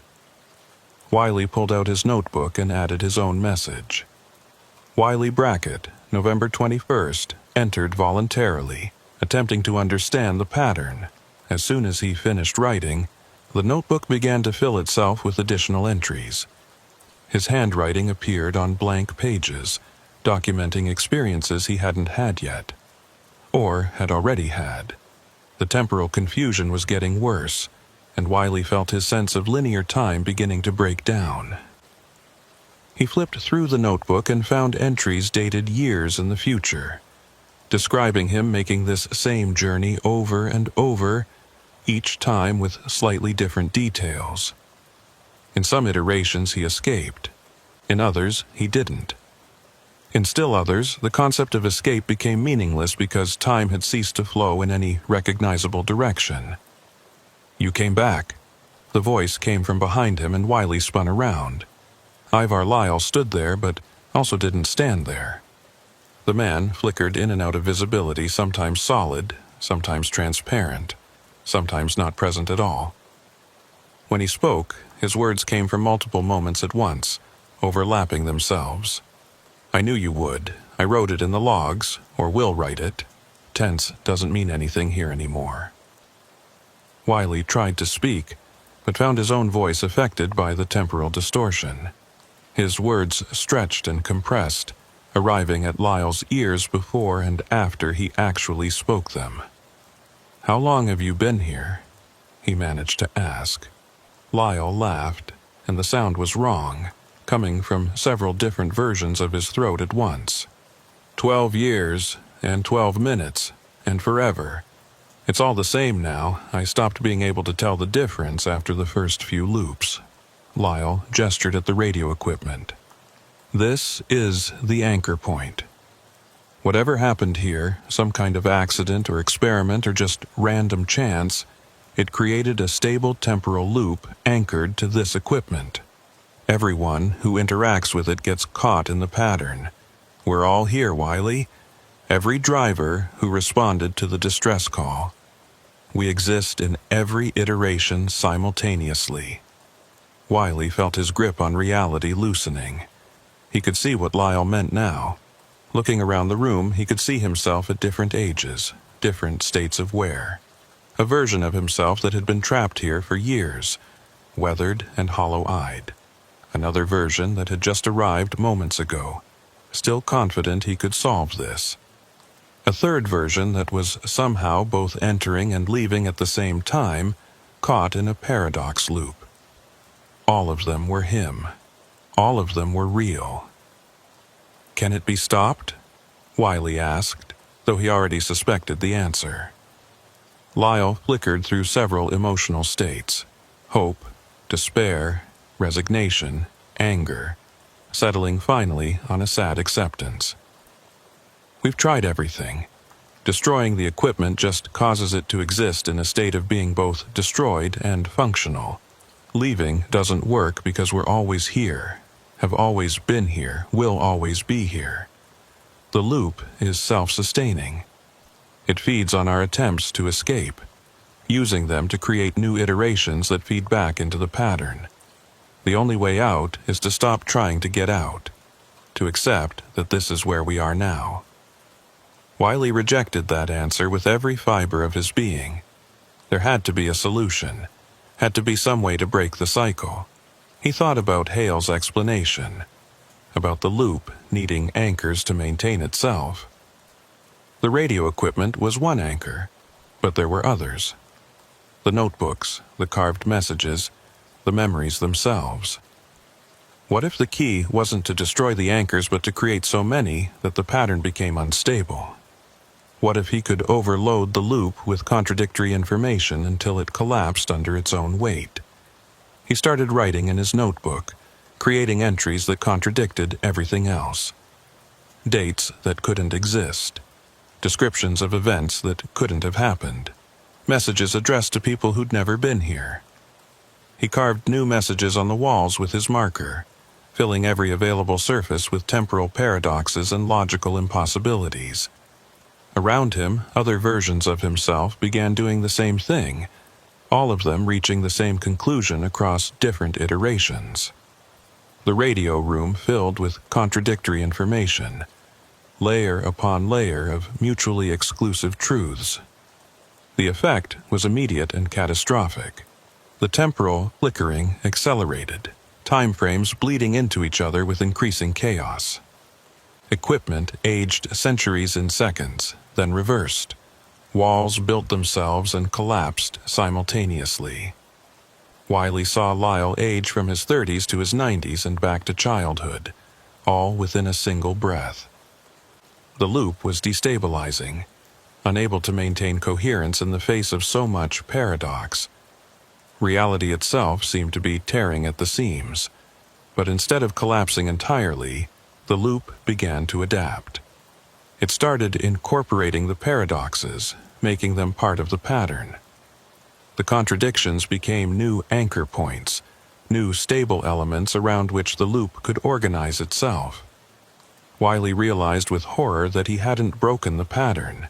He'd made it stronger, given it more complexity, more ways to trap future victims. His attempt to overload the system had backfired spectacularly. "You see now," Lyle said, his voice sad but not surprised. "The loop learns. It adapts. Every attempt to destroy it just makes it more sophisticated. That's why we're all still here. That's why we'll always be here. We're not victims anymore. We're part of the mechanism now. We're what keeps it running." Wiley felt something shift inside him, some fundamental alteration of his relationship to time and space. He could feel the loop now, could sense its structure and function. He was becoming integrated into it, becoming another component of the mechanism that trapped drivers and twisted reality. Part of him was still in his truck, engine idling, hand reaching for the door handle to leave. Another part had been here for years, trapped and hollow. A third part hadn't arrived yet but would arrive soon. All of these versions existed simultaneously, and all of them were equally real. He tried to hold on to his sense of self, tried to maintain the belief that he was Wiley Brackett, that he had a linear history and a future. But those concepts were losing meaning. He could remember his childhood and his old age with equal clarity. He could recall conversations that hadn't happened yet and events that would never occur. His identity was fragmenting across multiple time frames, becoming something that existed not as a person, but as a pattern. A recurring event in a loop that had no beginning and no end. Through the chaos, he caught glimpses of other drivers trapped in similar states. Orson Vale, mentioned in those forum posts, existed as a permanent echo in one corner of the facility. Ambrose Pike was locked in a moment of perpetual arrival, always pulling up to the pump station but never quite making it out of his truck. And there were others, dozens of others. All of them caught at different points in their personal loops, all of them contributing to the overall pattern that sustained the anomaly.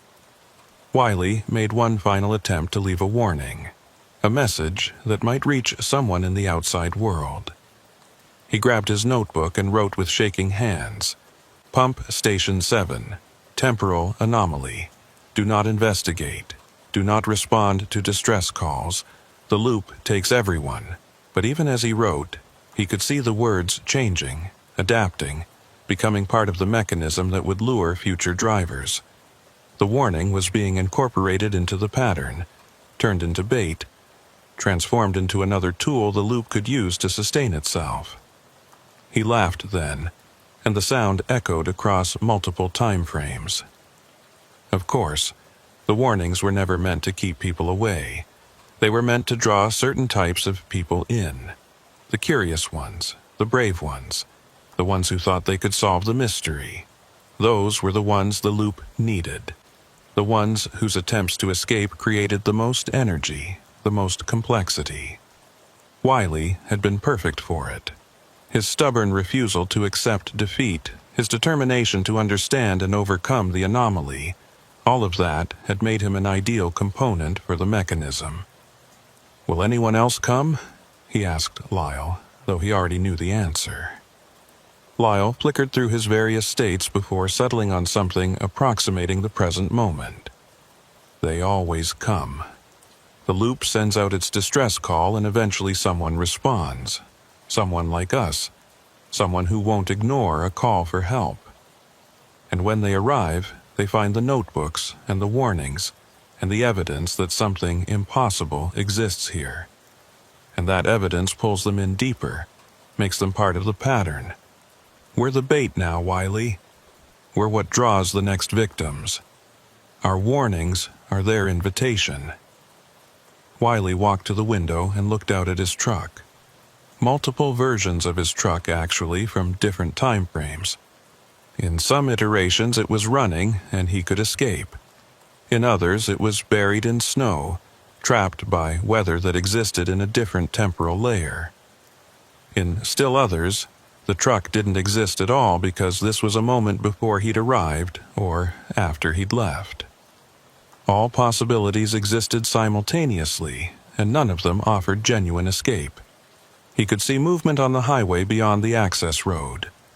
Another truck approaching, slowing down, responding to a distress call that Wiley himself was now transmitting across time. The loop continuing its cycle, drawing in another driver who would go through the same progression of discovery and horror and eventual integration. Wiley wanted to warn them, wanted to somehow break the pattern, but he was the pattern now. His warnings would only pull them in deeper. The new truck turned onto the access road and Wiley watched himself, watched Ivar Lyle, watched all the other trapped drivers go through their various iterations. They were all here, had always been here, would always be here. Time had become a circle at the pump station 7, and everyone caught in it was doomed to repeat their journey forever, experiencing every moment of horror and realization and acceptance on an endless loop. Wiley picked up his marker and added one final message to the wall, knowing it would join the hundreds of others, knowing it would become just another piece of the mechanism. The loop is patient. It has all the time in the world. Because here, time is all there is. He watched the new truck park where he had parked, watched a driver climb down who might or might not be him in a different iteration. The cycle was beginning again, or continuing, or had never stopped. The distinction had ceased to matter.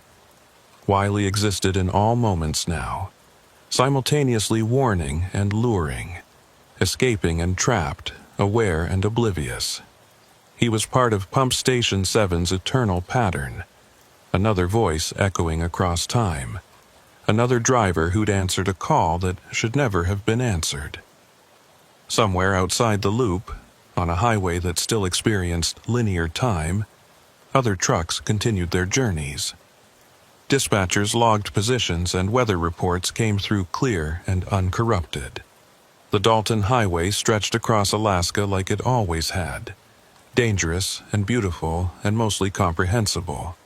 But at mile marker 184, in a place that existed wrong, Pump Station 7 continued its patient work. The distress call echoed across frequencies and time periods, waiting for the next driver who couldn't ignore someone in trouble, who would turn down that access road and become part of something that transcended simple haunting. Wiley Brackett was that loop now, was the warning and the trap, the victim and the mechanism. His truck sat outside with its engine running, would sit there forever, had never really arrived at all.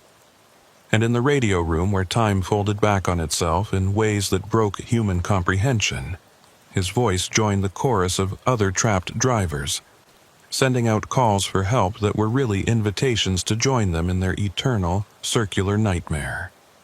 The loop continued, would always continue, had never stopped continuing, and at mile marker 184 in the failing Arctic light, Pump Station 7 waited.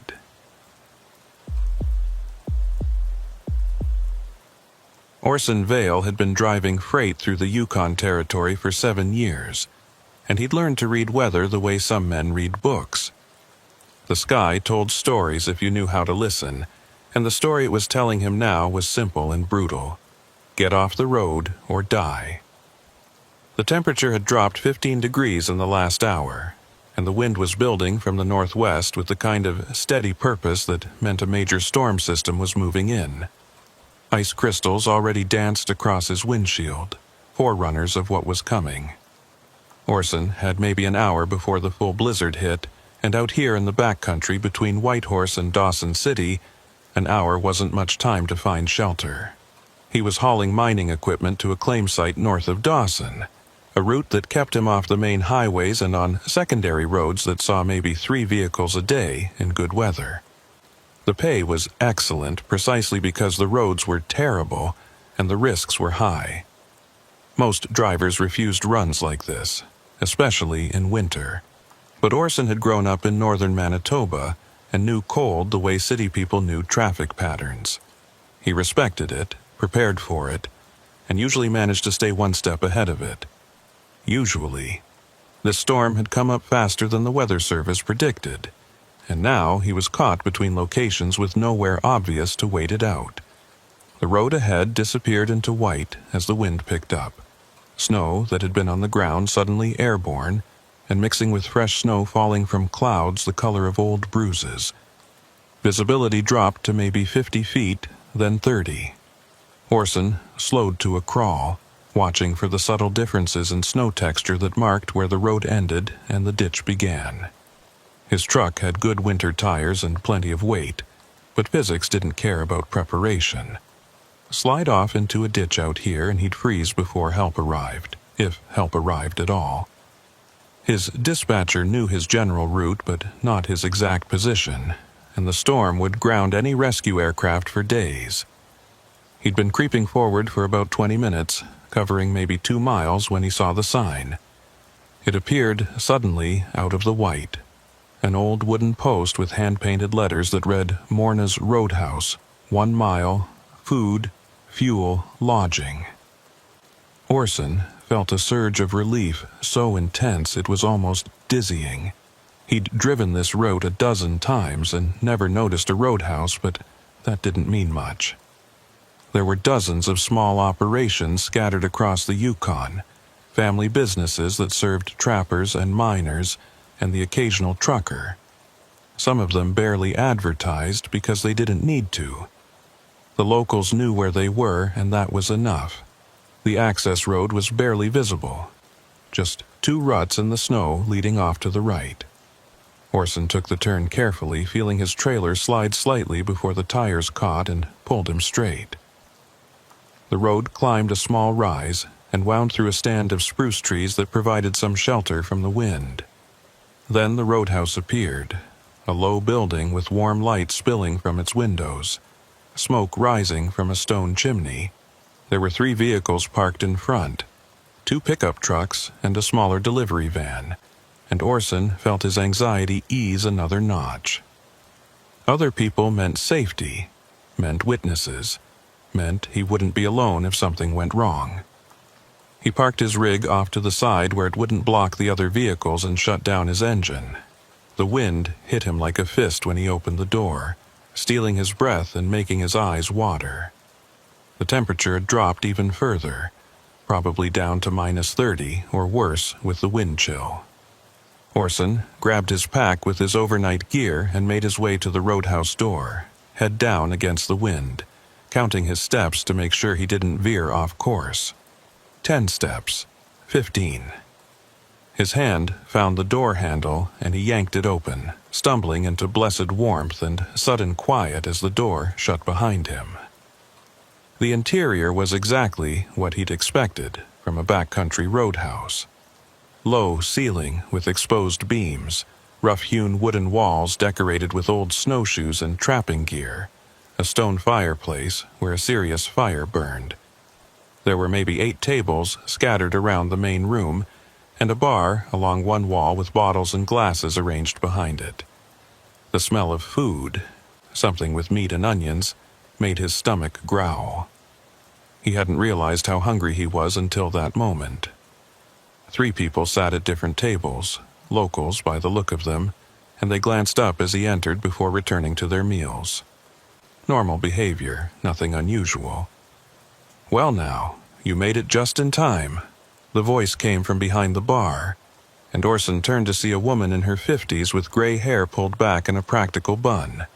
She had the weathered face of someone who'd spent years in the north, lines around her eyes that spoke of squinting into bright snow and harsh wind.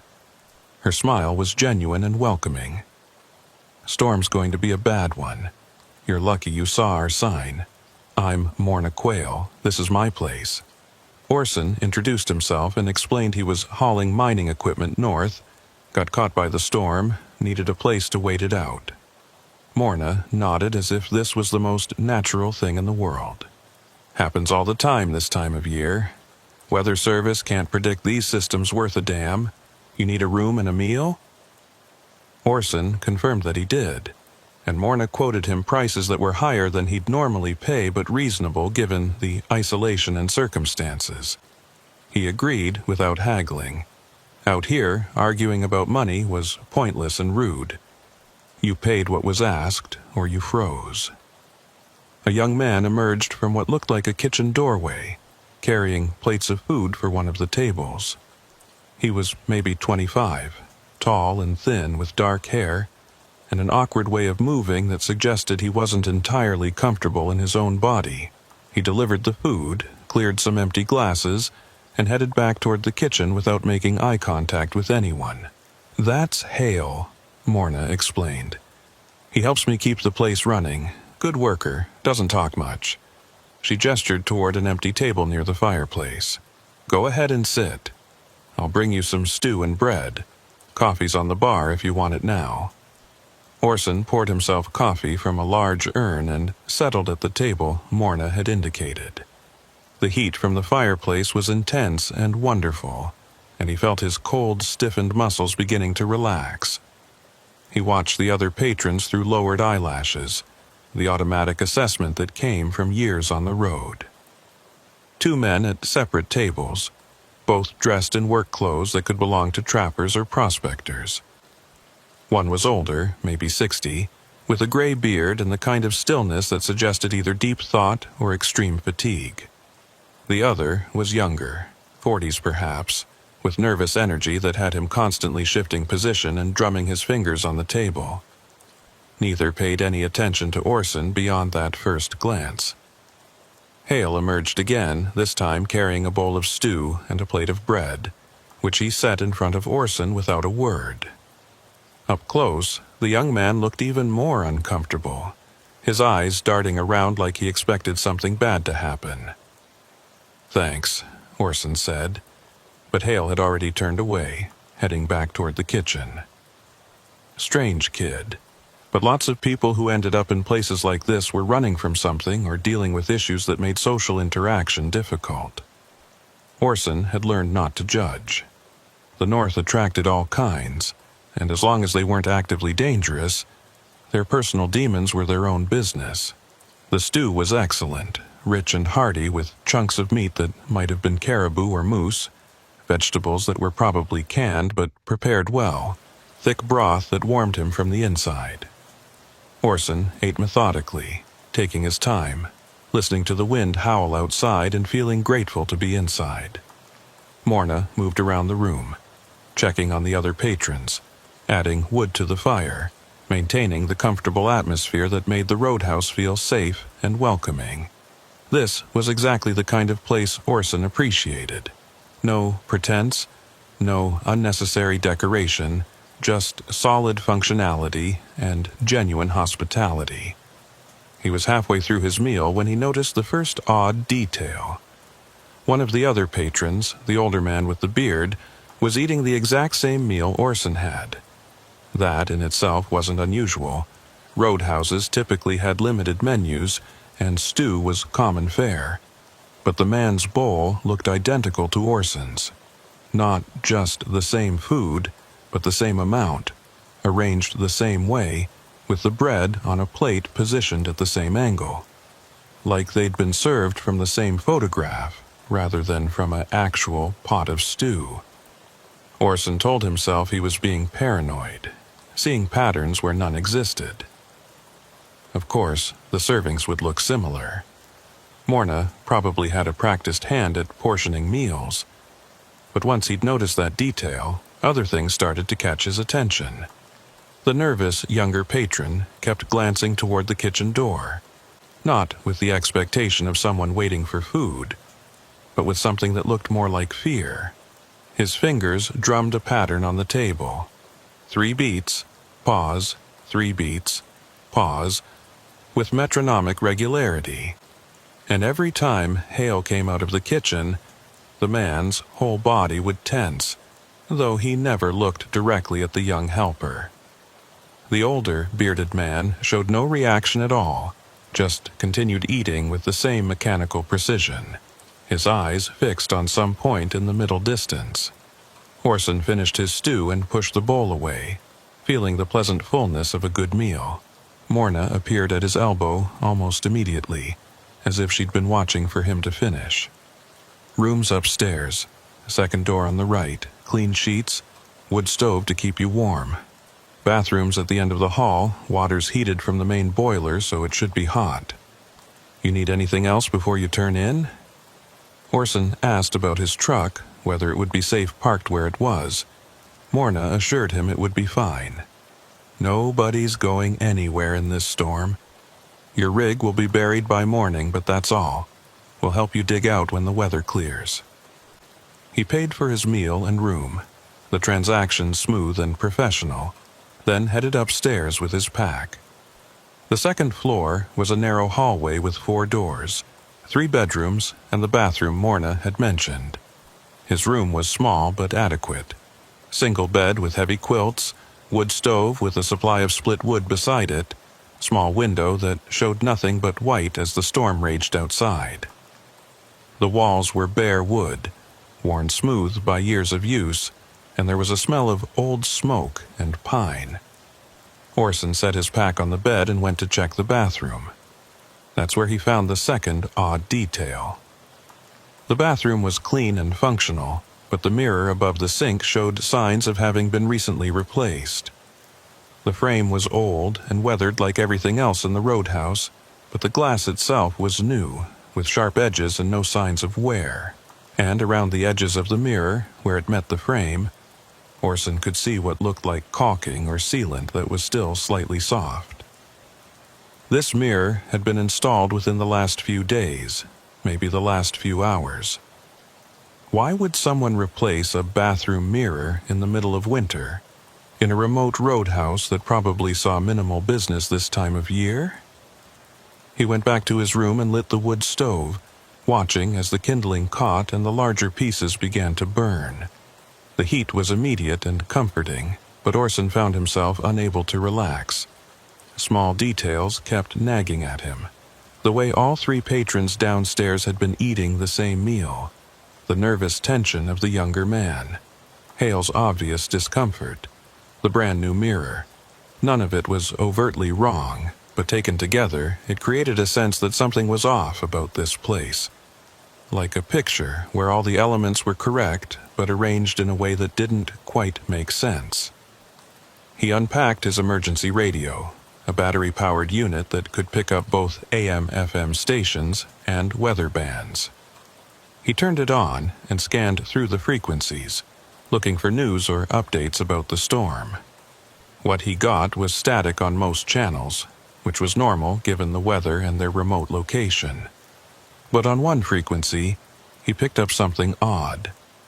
It sounded like voices, multiple people talking over each other, but the words were indistinct and the rhythm was wrong. Not like normal conversation, but like recordings of conversations played at slightly different speeds and overlapped. He adjusted the tuning, trying to clear up the signal, but it just made the effect worse. The voices seemed to get louder and more insistent, and underneath them he could hear what might have been music or might have been machinery. Orson turned off the radio and sat on the bed, listening to the storm outside and the house creaking around him. Downstairs he could hear footsteps moving across the floor, voices talking too quietly to make out words, the occasional clatter of dishes, normal sounds, a roadhouse operating normally. He told himself he was being paranoid, that isolation and the storm were making him see threats where none existed. Morna had been nothing but hospitable. The food had been good. The room was comfortable. There was no reason to be suspicious. But when he lay down and closed his eyes, he couldn't sleep. His mind kept circling back to those details, the identical meals, the new mirror, the strange radio transmission, and something else, something he'd noticed subconsciously but hadn't fully processed until now. When he'd first entered the roadhouse, Morna had said, "You made it just in time," as if she'd been expecting him specifically. Not someone made it, but you. How had she known someone was coming? The storm would make it nearly impossible to see vehicle lights approaching, and the access road was hidden enough that you wouldn't notice traffic just passing by on the main road. Orson sat up and went to the window, looking out at the storm. He couldn't see his truck anymore, just white on white, the world reduced to swirling snow and darkness. But as he watched, he thought he saw movement out there. Not the random movement of wind-driven snow, but something more purposeful. Shapes moving through the white, too large to be animals, but too indistinct to identify. He counted 3 of them, or maybe 4, moving in a pattern that suggested they were searching for something, or guarding something. He pressed his face closer to the glass, trying to see better. And that's when he noticed the 3rd odd detail. His breath wasn't fogging the window. The room was warm from the wood stove, and outside was well below freezing, but his breath left no condensation on the glass. He touched the window with his finger and felt it was warm, almost hot, like there was a heat source on the other side. That made no sense. The window should be the coldest surface in the room, the point where interior warmth met exterior cold. But it was warm, and getting warmer, as if whatever was outside wasn't a frozen winter storm, but something else entirely. Downstairs someone screamed. The sound was cut off abruptly, but Orson had heard enough to identify it as male, probably one of the other patrons. He grabbed his flashlight from his pack and opened his door, listening. The roadhouse had gone completely silent. No voices, no footsteps, no normal sounds of activity. Just the wind outside and the creak of old wood settling. Orson stepped into the hallway, every instinct telling him to stay in his room and lock the door. But another human being had screamed, and even in a place as strange as this was becoming, he couldn't ignore that. He moved towards the stairs slowly, flashlight off to preserve his night vision, letting his eyes adjust to the dim light that came from the floor below. At the top of the stairs he paused, listening for any sound that would tell him what was happening. Nothing. The silence was oppressive, weighted, like the moment before something terrible happens. Orson descended one step, then another, his boots making small sounds on the wooden treads that seemed impossibly loud in the quiet. Halfway down the stairs he could see into the main room. The fire still burned in the fireplace, casting dancing shadows across the walls. The tables were exactly as they'd been, but the people were gone. All 3 patrons had vanished, though their meals sat half-finished, steam still rising from the bowls. Morna wasn't behind the bar. Hale wasn't visible in the kitchen doorway. The roadhouse felt abandoned, though Orson knew that was impossible. He'd been upstairs for maybe 20 minutes. No one could have left in that time, not in this storm. He reached the bottom of the stairs and stepped into the main room, sweeping his gaze across every corner and shadow. The front door was closed and looked undisturbed. Snow piled against it from outside. The kitchen door was open, showing darkness beyond. The fire crackled and popped, and outside the wind continued its relentless howl. But inside, nothing moved. Nothing breathed. Orson was alone in a roadhouse that moments ago had been occupied by 5 other people, and he had no idea where they'd gone or why that man had screamed. Then he noticed the tracks, footprints in melted snow on the wooden floor, leading from the kitchen door to the space behind the bar. Multiple sets, overlapping, some of them showing strange drag marks like something heavy had been pulled. The prints were fresh. The water hadn't dried yet, which meant they'd been made recently. But it wasn't snowing inside, which meant someone had tracked in snow from outside, and it had melted. Why would there be snow in the kitchen? Unless there was another door back there, a way out that he hadn't seen. Orson followed the tracks behind the bar, where they led to a section of wall that looked slightly different from the rest. Not, obviously, a door, but not quite solid wall either. He pressed against it and felt it give slightly. A hidden door, or at least a concealed one. The tracks led through it, along with those strange drag marks. He had 2 choices: follow the tracks and find out where everyone had gone, or go back to his room and wait for the storm to pass, pretending he hadn't noticed anything wrong. Neither option felt safe, but staying in the main room felt even less safe. Exposed and visible with his back to multiple doorways. At least if he followed the tracks, he'd know what he was dealing with. Orson pushed harder on the wall section and felt it swing inward on hidden hinges, revealing a dark passage that led deeper into the building, or possibly underground. Cold air flowed from the opening, carrying a smell that was wrong. Copper and something organic and spoiled like meat that had been left out too long. He turned on his flashlight and stepped through the hidden door, following the tracks into darkness, leaving the warm, safe light of the fire behind. The passage sloped downward, and the walls changed from finished wood to rough stone. The temperature dropped with each step until his breath was visible again and frost formed on the walls. The tracks continued ahead of him, and now he could hear something. A rhythmic sound like breathing or machinery coming from somewhere below, and underneath that, very faint, the sound of voices talking in that same overlapping pattern he'd heard on his radio. The passage opened into a larger space, and Orson stopped at the threshold, his flashlight beam revealing something that made his blood freeze colder than any Arctic storm. The room beyond was not part of any roadhouse. It couldn't be. And the things he saw there, the things that wore human shapes but were decidedly not human, were waiting for him with a patience that suggested they'd been waiting a very long time. Orson's flashlight beam swept across the underground room, and his mind struggled to process what he was seeing. The space was larger than should be possible given the roadhouse's footprint above.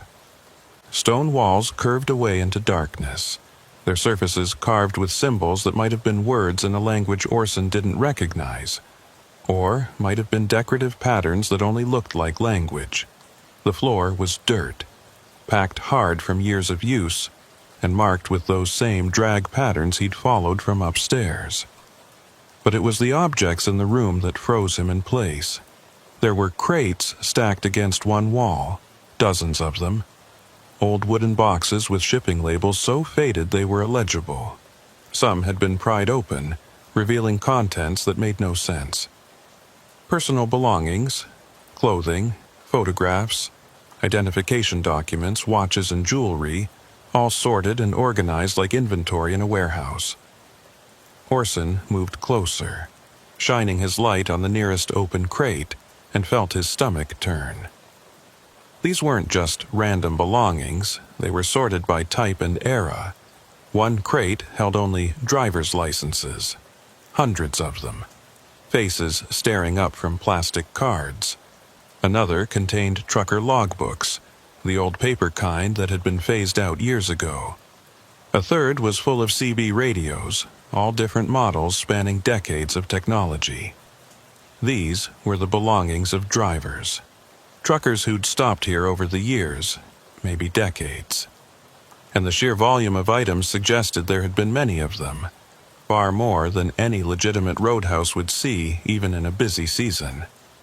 Orson's hand trembled as he picked up one of the licenses. The photo showed a man in his 40s with a beard, smiling at the camera. The issue date was 1987. He picked up another, 1993, another 2001. They went back decades, an archive of drivers who'd passed through this place. But where were the drivers themselves? A sound from deeper in the underground space made Orson spin around, his flashlight beam cutting through darkness. He could see movement now, shapes that resolved into human forms as they moved into his light. Morna Quayle stood there, and beside her was Hale Broder. But they looked different down here. Morna's welcoming smile was gone, replaced by an expression that was harder to read. Not hostile exactly, but not friendly either. Clinical, maybe, like she was observing an interesting specimen. Hale stood behind her, his earlier nervousness replaced by a blank emptiness that was somehow worse. "You weren't supposed to come down here yet," Morna said, her voice carrying the same warmth it had upstairs, but with a new undertone that made the words feel like a threat. "Most guests wait until morning. It makes things easier." Orson kept his flashlight trained on them, his other hand moving slowly toward the knife on his belt. "What is this place? Where are the other people from upstairs?" Morna tilted her head slightly, the gesture reminiscent of a bird studying prey. "The others are being processed. They come here because they need shelter, because the storm catches them unprepared, because I make sure they see my sign when they're desperate. And once they're here, once they've eaten my food and accepted my hospitality, they become part of the inventory." She gestured at the crates with something that might have been pride. "We've been doing this for a very long time. The North is good for business. Isolated routes, unpredictable weather, drivers who disappear and are assumed to be victims of the conditions. No one questions it too closely." Orson felt his mouth go dry. "You're robbing truckers, killing them and stealing their belongings." Morna's expression suggested he was close to understanding, but not quite there. Robbing is such a crude word. We're collecting, preserving, and we don't kill anyone, not exactly. The North does that for us. The cold, the isolation, the hunger. We just facilitate the process, help it along, guide people toward their inevitable end, and make sure nothing goes to waste. She moved closer, and Orson noticed that her feet made no sound on the dirt floor. "You're different from most who come here. More observant. You notice the details, the meals, the mirror, the tracks. Most don't see anything until it's too late. But you started questioning almost immediately. That makes you interesting. It also makes you dangerous." Behind her, Hale began to move, circling to Orson's left with the mechanical precision of someone following rehearsed patterns. Orson backed toward the passage he'd come through, keeping both of them in his field of vision. The people upstairs, the other patrons, where are they?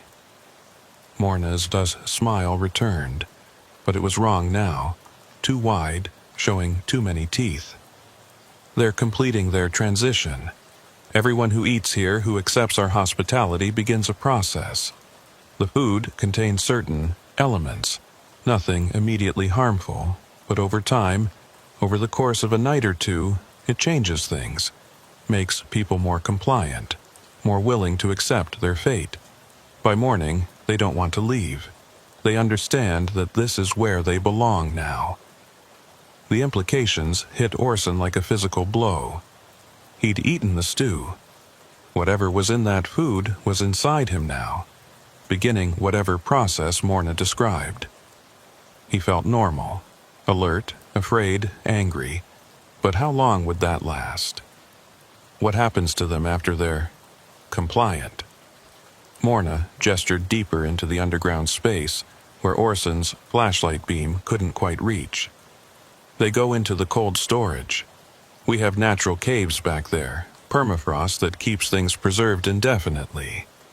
When we need to clear out more room, when the inventory gets too full, we take them up into the mountains. There are places up there where bodies never thaw, never decay. They just become part of the landscape. The north is full of frozen things, Orson. A few more don't make any difference. She knew his name. He hadn't told her his last name, just Orson, but she'd used both, which meant she'd gone through his truck or his belongings while he was upstairs learning about him, adding him to her mental inventory. The violation of that felt almost as terrible as the threat to his life. Orson pulled his knife, a 6-inch blade that suddenly felt pathetically inadequate. I'm leaving, now, and I'm going to make sure everyone knows about this place. Morna laughed, and the sound echoed strangely off the stone walls. With what evidence? The roadhouse will be gone by the time you could bring anyone back. We move regularly. This building, everything you see, it's all designed to be dismantled and relocated in a matter of hours. We've done it dozens of times over the years, always staying ahead of anyone who might get suspicious. And even if you somehow led them to this exact spot, all they'd find is an empty foundation and some old stones. We're very good at disappearing. Hale had continued his circling maneuver and was now between Orson and the passage out. The young man moved with a strange, fluid grace that suggested he was much more capable than his awkward, upstairs demeanor had indicated. Orson realized the nervousness, the discomfort, had all been an act, a performance designed to make victims underestimate him. Now, with his real nature revealed, Hale moved like a predator, efficient and confident. You have a choice, Morna continued, her voice taking on a reasonable, almost soothing quality. You can fight, try to escape, probably die in the storm within an hour of leaving here. Or you can accept what's happening. Let the process continue and simply go to sleep when the time comes. It's not painful. Most people don't even realize what's happening until it's too late. They just feel tired, content, ready to rest. It's actually quite peaceful. Orson's mind raced through options. He couldn't go back through the passage with Hale blocking it. He couldn't fight both of them, not in close quarters with just a knife. And even if he somehow won that fight, he'd still be trapped in a roadhouse that might not even exist by morning. Miles from any help, in the middle of a blizzard. But surrender meant accepting their process, meant ending up as just another license in one of those crates, another cautionary tale that no one would ever hear. He made his decision and lunged forward, not at Hale or Morna, but at the stacked crates. He swept his arm across the nearest pile, sending boxes crashing to the floor, spilling their contents across the dirt. Driver's licenses, photographs, personal effects scattered everywhere. Morna made a sound of genuine distress, not fear, but frustration, like someone whose careful organization had been disrupted. "That's years of work," she shouted, and for the first time, her composed demeanor cracked. Orson used her momentary distraction to dodge past Hale, taking a glancing blow to his shoulder as the young man tried to grab him. He ran for the passage, flashlight beam bouncing wildly, the sound of pursuit immediately behind him. The upward slope felt steeper now, his legs burning with effort, his breath coming in gasps. Behind him he could hear Hale's footsteps, steady and unhurried, like someone who knew the chase would be short. The hidden door at the top of the passage was still open, showing the warm light of the roadhouse beyond. Orson burst through it and immediately grabbed the nearest heavy object, a chair, and wedged it under the door's edge, blocking it from opening further. It wouldn't hold long, but it might buy him seconds. He ran for the front door, yanking it open to face the full force of the storm. The wind nearly knocked him backward, and the cold was so intense it felt like a solid wall. Snow blasted into his face, blinding him, and he couldn't see more than a foot ahead. His truck was out there somewhere, but he'd never find it in this whiteout. Even if he did, it would be buried in snow, and starting it in this cold after it had been sitting for hours would be nearly impossible. Behind him, he heard the chair splinter as hail forced the hidden door open. Orson plunged into the storm anyway, because staying meant certain death while running meant possible death, and possible was better than certain. The snow was waist-deep in the drifts, and every step was a struggle. He couldn't feel his face anymore, and his hands were already going numb despite his gloves. This was how people died in the north. Not dramatically, but through simple exposure, the cold draining warmth and strength until there was nothing left. He thought he saw a shape ahead. His truck, maybe, and staggered toward it. But as he got closer, he realized it was just a large snowdrift, his desperation turning random geography into false hope. He spun around, trying to orient himself, but the storm had completely disoriented him. He couldn't see the roadhouse anymore, couldn't see anything except white in every direction.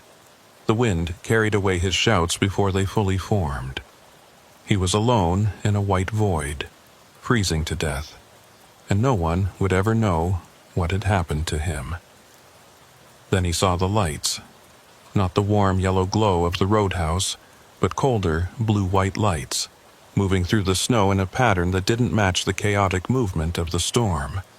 The shapes he'd seen from his window earlier, now revealed as figures carrying lanterns or flashlights, moving with purpose through the blizzard. They were spreading out, forming a perimeter, cutting off any possible escape route.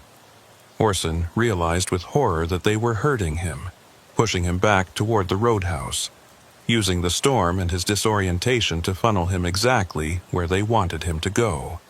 He changed direction, forcing himself deeper into the storm, away from the lights. If they expected him to try to return to shelter, he'd do the opposite. He'd find somewhere to dig in, create a snow cave, wait out the worst of the storm.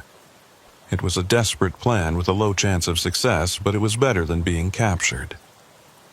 The lights followed, adjusting their pattern, and Orson realized they were coordinating somehow, communicating silently or through signals he couldn't perceive. How many people were involved in Morna's operation? How large was this network of killers? His foot caught on something buried in the snow and he fell hard, his flashlight flying from his grip and disappearing into a drift. He scrambled to his hands and knees, pawing through the snow, and his hand closed on something that wasn't snow, something hard and cold and unmistakably the shape of a frozen human hand. Orson recoiled, but his survival instinct made him look closer. The body was partially uncovered by the wind, face down in the snow, wearing a parka similar to his own. A trucker who'd tried to escape, maybe months or years ago, now frozen and preserved by the Arctic cold. And scattered around the body were others, a whole graveyard of victims that the snow periodically revealed and concealed. He'd stumbled into Morna's dumping ground, the place where she brought the bodies after the cold storage got too full. How many were buried here? Dozens? Hundreds? The realization hit him that even if he somehow escaped the storm, even if he made it to civilization and told authorities, finding this exact location again would be nearly impossible. Morna had chosen her hunting ground perfectly, remote enough that people disappeared without raising immediate alarms, harsh enough that deaths could be attributed to natural causes, and vast enough that evidence could be scattered across miles of wilderness and never found. The blue-white lights were getting closer, converging on his position. They'd seen him fall, were moving in for capture. Orson forced himself to his feet and kept moving, but his strength was fading. The cold was winning, as it always did up here. His thoughts were becoming sluggish, his movements uncoordinated. The first stage of hypothermia. If he didn't find shelter soon, real shelter, not Morna's trap, he would die regardless of whether they caught him or not. Then, through the storm, he saw something that didn't fit the pattern. A dark shape that wasn't moving, too angular to be natural. Another building, smaller than the roadhouse, maybe an old trapper's cabin or equipment shed. It was a gamble. Could be another of Morna's structures, another trap. But Orson was out of choices. He staggered toward it, using the last of his strength, and found a door. The wood was old and weathered but solid, and when he pushed against it, it swung open. The interior was dark and smelled of old wood and abandonment. Definitely not maintained by Morna. This place had the genuine feeling of long disuse. Orson stumbled inside and pushed the door closed behind him, his hands so numb he could barely grip the latch. He couldn't see anything in the darkness. Couldn't tell if the structure was sound or if there were holes that would let the storm in. But it was shelter of a sort, better than being outside, and the small space would retain what little body heat he had left. He slumped against the wall, feeling consciousness starting to slip. The hypothermia was advancing, his core temperature dropping despite his heavy clothing. He needed fire, needed warmth, but his hands wouldn't cooperate enough to dig through his pockets for matches or lighter. His flashlight was gone, lost in the snow. All he could do was huddle in the darkness and try to stay awake, because falling asleep now would be falling asleep permanently. Time became meaningless. Orson drifted in and out of awareness, sometimes certain he heard voices outside, sometimes sure he heard nothing but the wind. His thoughts turned strange, fragmented, and he couldn't tell if what he was experiencing was real or hallucination. He saw Morna's face in the darkness, heard her voice explaining that the process would be peaceful, that he should just let go. He saw the frozen bodies in the snow, their faces turning to look at him, mouths opening to speak warnings or pleas or accusations. Then, cutting through the confusion, he heard a different sound.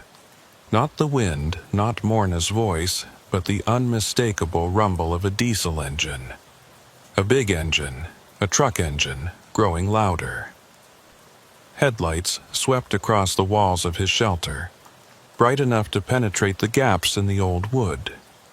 Someone else was out here, another vehicle, possibly another victim heading toward the roadhouse. Orson tried to call out, to warn them, but his voice came as barely a whisper. He forced himself to stand, his legs shaking with effort, and pushed toward the door. He got it open and saw the truck, a semi like his own, moving slowly through the storm, its headlights creating cones of light through the driving snow. It was heading away from where the roadhouse had been, which meant either it hadn't stopped there or had already escaped. Orson waved his arms, a feeble gesture that was probably invisible in the storm, and tried again to shout. The truck began to pass, and Orson felt despair crash over him. This was his last chance, his only hope, and it was leaving. But the truck stopped. The engine note changed as it shifted to idle. The driver had seen him, or seen his shelter, or something had made them stop. The passenger door opened and a figure climbed down, bundled against the cold, carrying a powerful flashlight. The beam found Orson, and he heard a voice. Male, older, concerned. "Jesus Christ, you're freezing to death. Come on, let's get you in the cab." Strong hands gripped Orson's arms and half carried, half dragged him to the truck. The interior was wonderfully warm, heat blasting from the vents, and Orson collapsed into the passenger seat. The driver climbed back in and studied him with experienced eyes. "Hypothermia. Not too far gone yet, but close. What the hell are you doing out here on foot?" The driver pulled blankets from the sleeper berth and wrapped them around Orson, then produced a thermos of coffee that was still hot. "Drink this, small sips. Don't talk until you warm up a bit." Orson's hands shook so badly he could barely hold the thermos, but the hot liquid helped. Feeling began to return to his extremities, painful but welcome. After several minutes, when his shaking had reduced enough to speak clearly, he tried to explain. "Roadhouse. Stopped there. They're killing truckers. The words came out disjointed and confused, and he could see doubt in the driver's expression. "Easy now, you're not making sense. There's no roadhouse on this road. Just empty backcountry for 60 miles in each direction," Orson insisted, describing the sign, the building, Morna and Hale, the underground room full of stolen belongings. The driver listened patiently, his doubt gradually shifting to concern. "I've been running this route for 15 years. There's never been a roadhouse where you're describing. Are you sure you didn't imagine it? Hypothermia can cause hallucinations." But Orson knew what he'd seen, what he'd experienced. The stew he'd eaten, the warmth of the fire, the solid reality of that building. It had been real. It was real. Unless Morna had been telling the truth about the roadhouse being designed to disappear. Unless what felt like hours inside had actually been much longer, and they'd already packed up and relocated, leaving no trace. Or unless the hypothermia had started earlier than he thought, his memories of the roadhouse a confused dream mixing with reality. He didn't know anymore, couldn't trust his own perceptions. But his pack was missing, along with all his belongings. His truck was somewhere out there, probably buried, and he was alive when he should have been dead, which meant something had happened, whether his memory of it was accurate or not. The driver radioed ahead to report the situation, calling for emergency services and asking about other missing truckers on this route. While they waited for a response, Orson looked out at the storm and thought about Morna's face, her calm explanation of how the operation worked. Whether she was real or hallucination, whether the roadhouse existed or was just a construction of his freezing mind, he knew one thing with certainty. The North was full of dangers, and not all of them were natural. Some predators had learned to use isolation and weather as weapons, and somewhere out there in the white, they were still hunting. The rescue driver's name was Keir Hollis, and he ran a small freight operation out of Whitehorse. He'd been hauling supplies to a mining camp when the storm hit and decided to push through rather than wait it out. Finding Orson had been pure chance. He'd seen what he thought was an old trapper's cabin and stopped to check if anyone was sheltering there. "You're lucky I'm stubborn," Keir said, as he maneuvered his truck back onto what passed for a road. "Most drivers would have holed up hours ago." Orson nodded, still wrapped in blankets, still shaking despite the cab's warmth. He couldn't stop thinking about the roadhouse, about Morna's calm explanation of her operation, about those crates full of stolen belongings. They drove in silence for a while, the storm showing no signs of letting up. Keir kept his speed low, his attention focused entirely on keeping the truck on the road. Orson used the time to organize his thoughts, to separate what he was certain he'd experienced from what might have been hypothermia-induced confusion.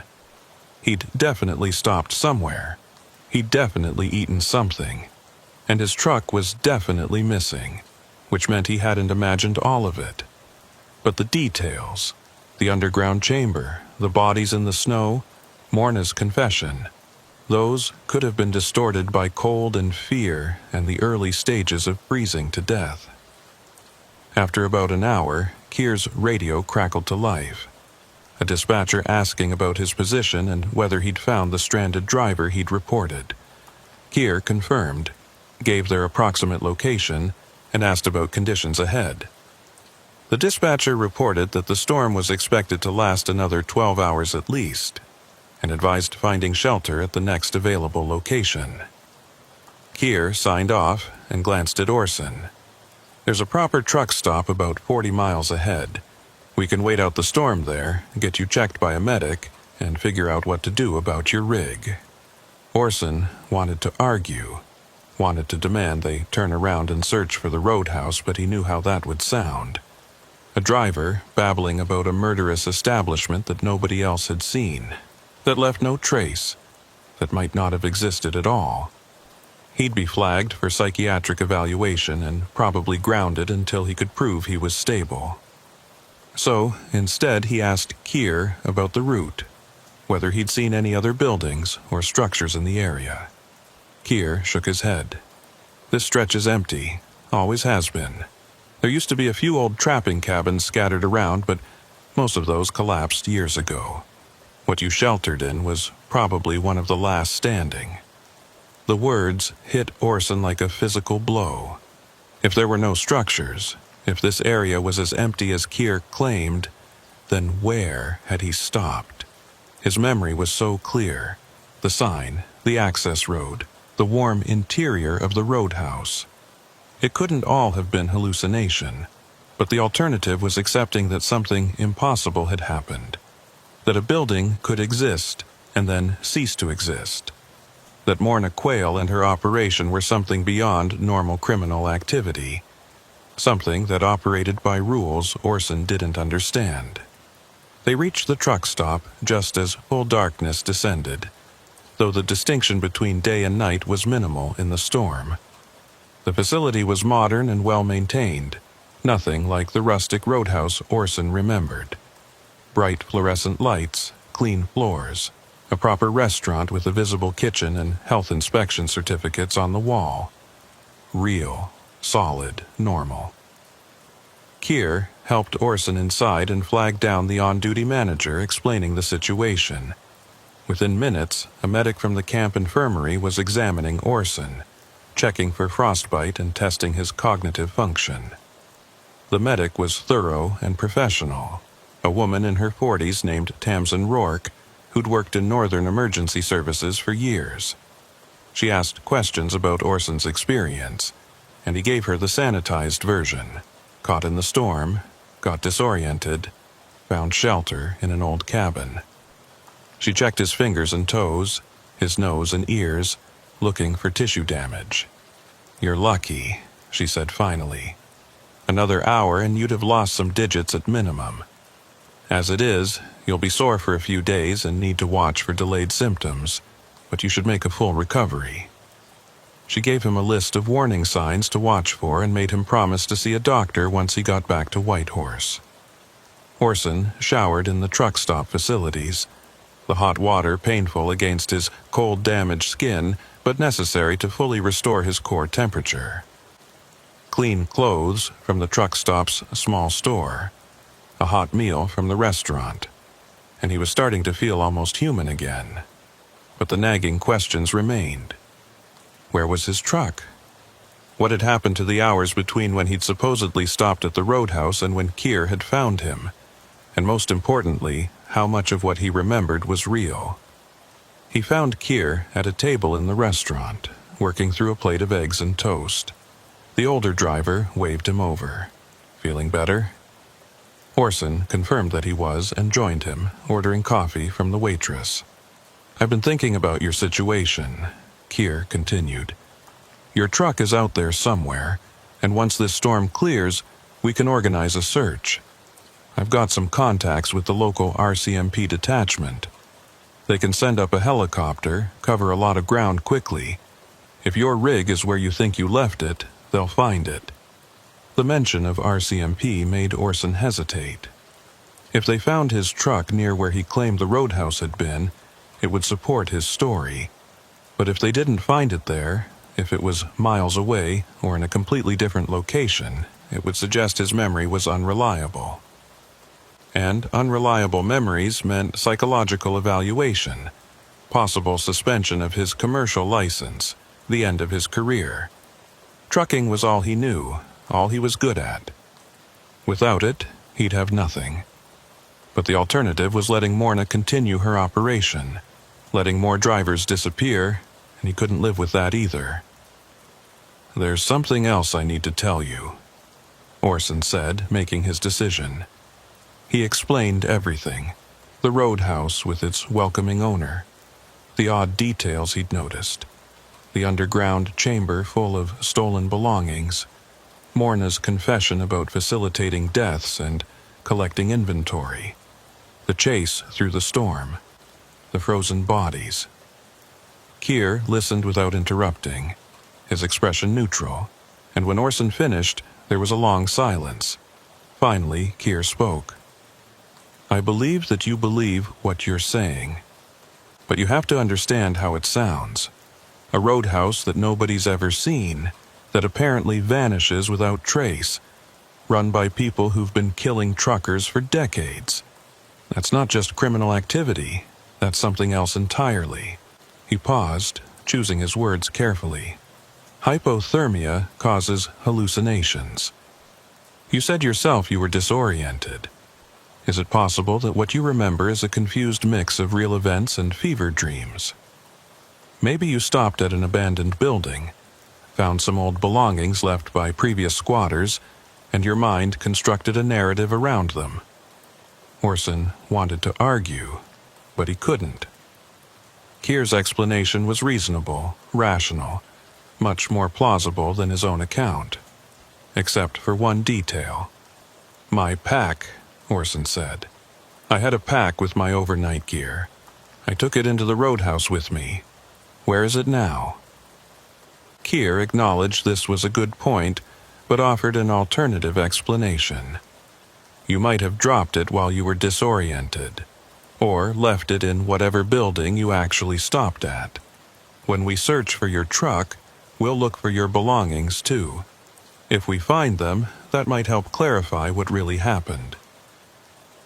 The conversation left Orson feeling frustrated and uncertain. Part of him appreciated Keir's skepticism. It was healthy, rational, exactly how Orson himself would have responded to such a story. But another part insisted that what he'd experienced was real, that Morna Quayle was out there right now, relocating her operation, preparing to trap more victims. The worst part was the doubt creeping into his own mind. The more time passed, the more the memories felt dreamlike, uncertain. Had Morna really looked the way he remembered? Had the underground chamber been as large as he thought? The details were starting to blur, and he found himself questioning his own perceptions. They spent the night at the truck stop. Orson sleeping fitfully in the driver's lounge, waking frequently from dreams where Morna's face loomed over him, asking why he'd destroyed her careful organization. Each time he woke, he was disoriented, unsure where he was or how much time had passed. The storm continued to rage outside, and through the windows he could see nothing but white. The world had been reduced to this small bubble of warmth and light, surrounded by an endless, frozen darkness that could hide anything. Morning brought a slight improvement in weather. The wind had died down and visibility had increased to maybe a quarter mile. Not great, but enough that a helicopter search was possible.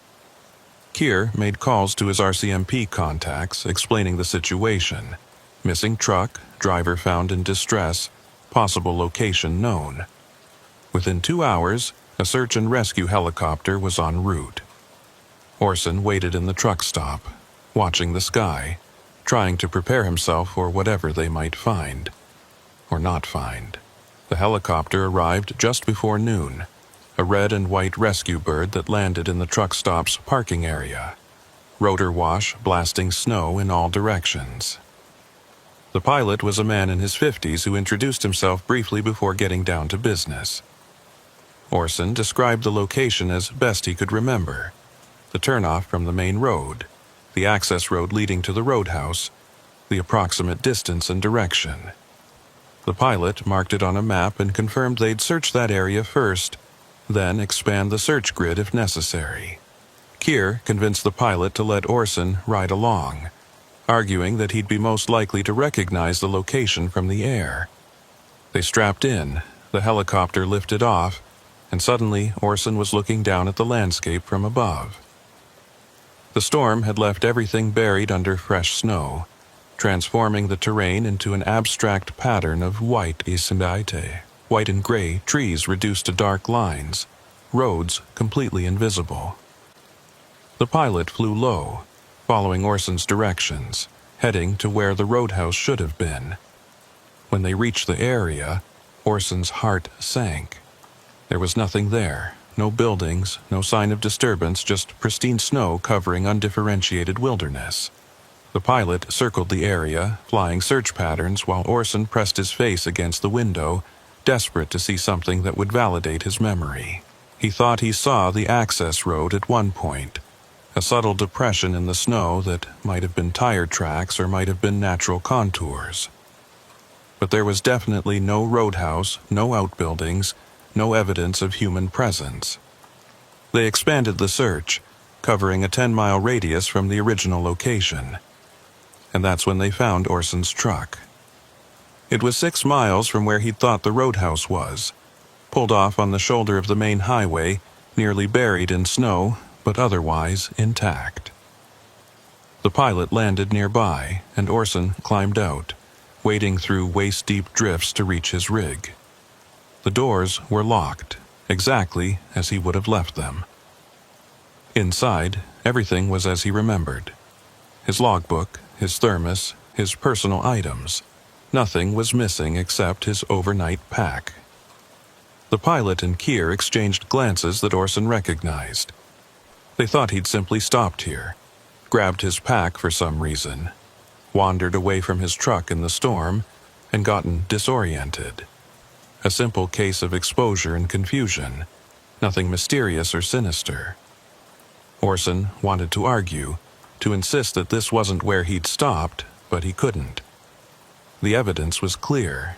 His truck was here, not 6 miles away at a non-existent roadhouse, which meant either his memory was completely unreliable, or something had moved his truck while he was at Morna's place. They searched the area around his truck, looking for his missing pack or any sign of where he'd gone. They found nothing. The fresh snow had covered everything, leaving no tracks, no clues. After an hour of searching, the pilot declared they needed to return before weather conditions deteriorated again. Orson climbed back into his truck, started the engine, which turned over after some protest, and followed Keir back to the truck stop, the helicopter escorting them from above. Back at the facility, Orson gave a formal statement to an RCMP officer who'd arrived while they were searching.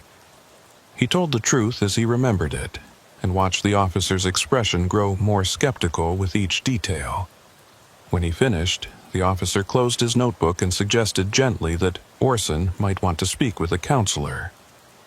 Exposure can do strange things to perception and memory.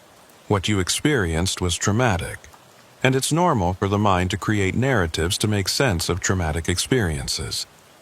But we need to deal with facts, and the facts are that your truck was where you left it. There's no evidence of another structure, and no one else has reported anything suspicious in that area. The officer left, and Orson sat alone in the restaurant, staring at coffee that had gone cold.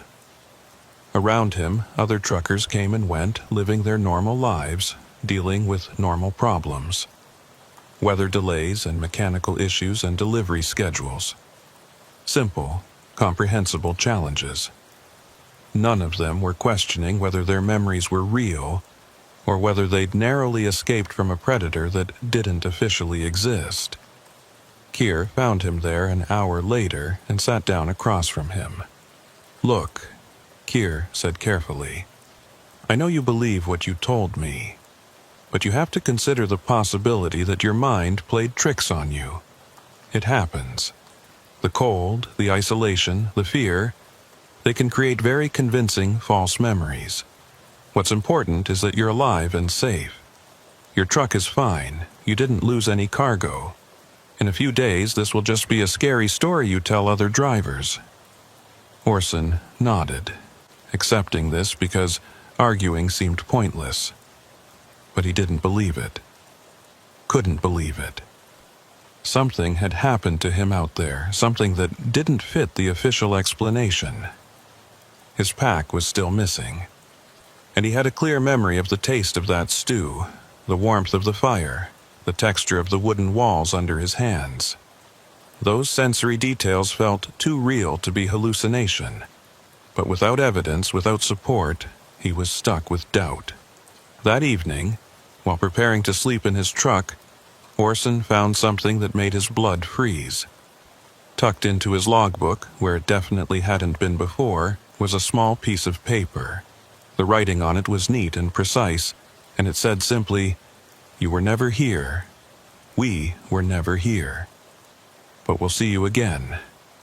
MQ." Orson stared at the note, his hands shaking. Morna Quayle. It was proof. Proof that she existed, that the roadhouse existed, that everything he remembered was real. He ran to find Keir, clutching the note, ready to show him the evidence. But when he found the older driver and thrust the paper at him, Keir's expression was confused. "What am I looking at? This is blank." Orson looked down and saw that Keir was right. The paper was blank now, no writing visible.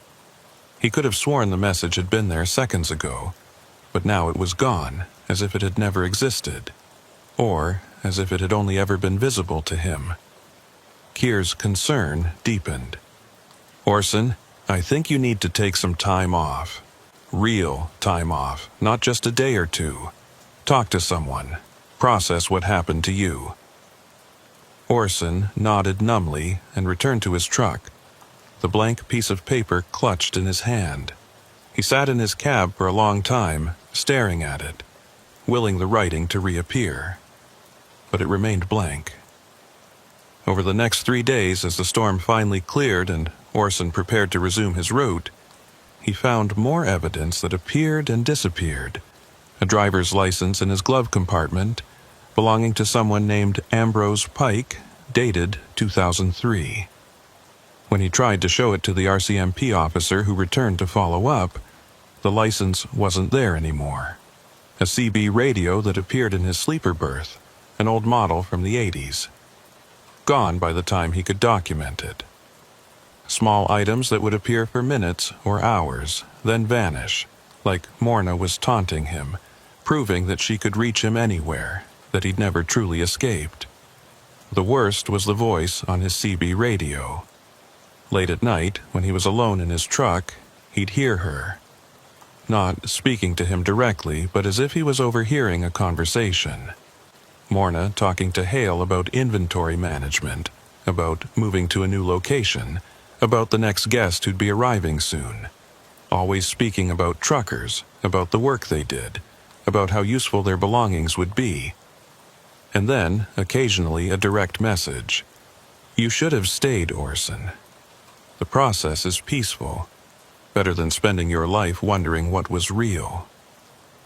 He tried recording the transmissions, but they never appeared on playback. Tried having other drivers listen, but they heard only static.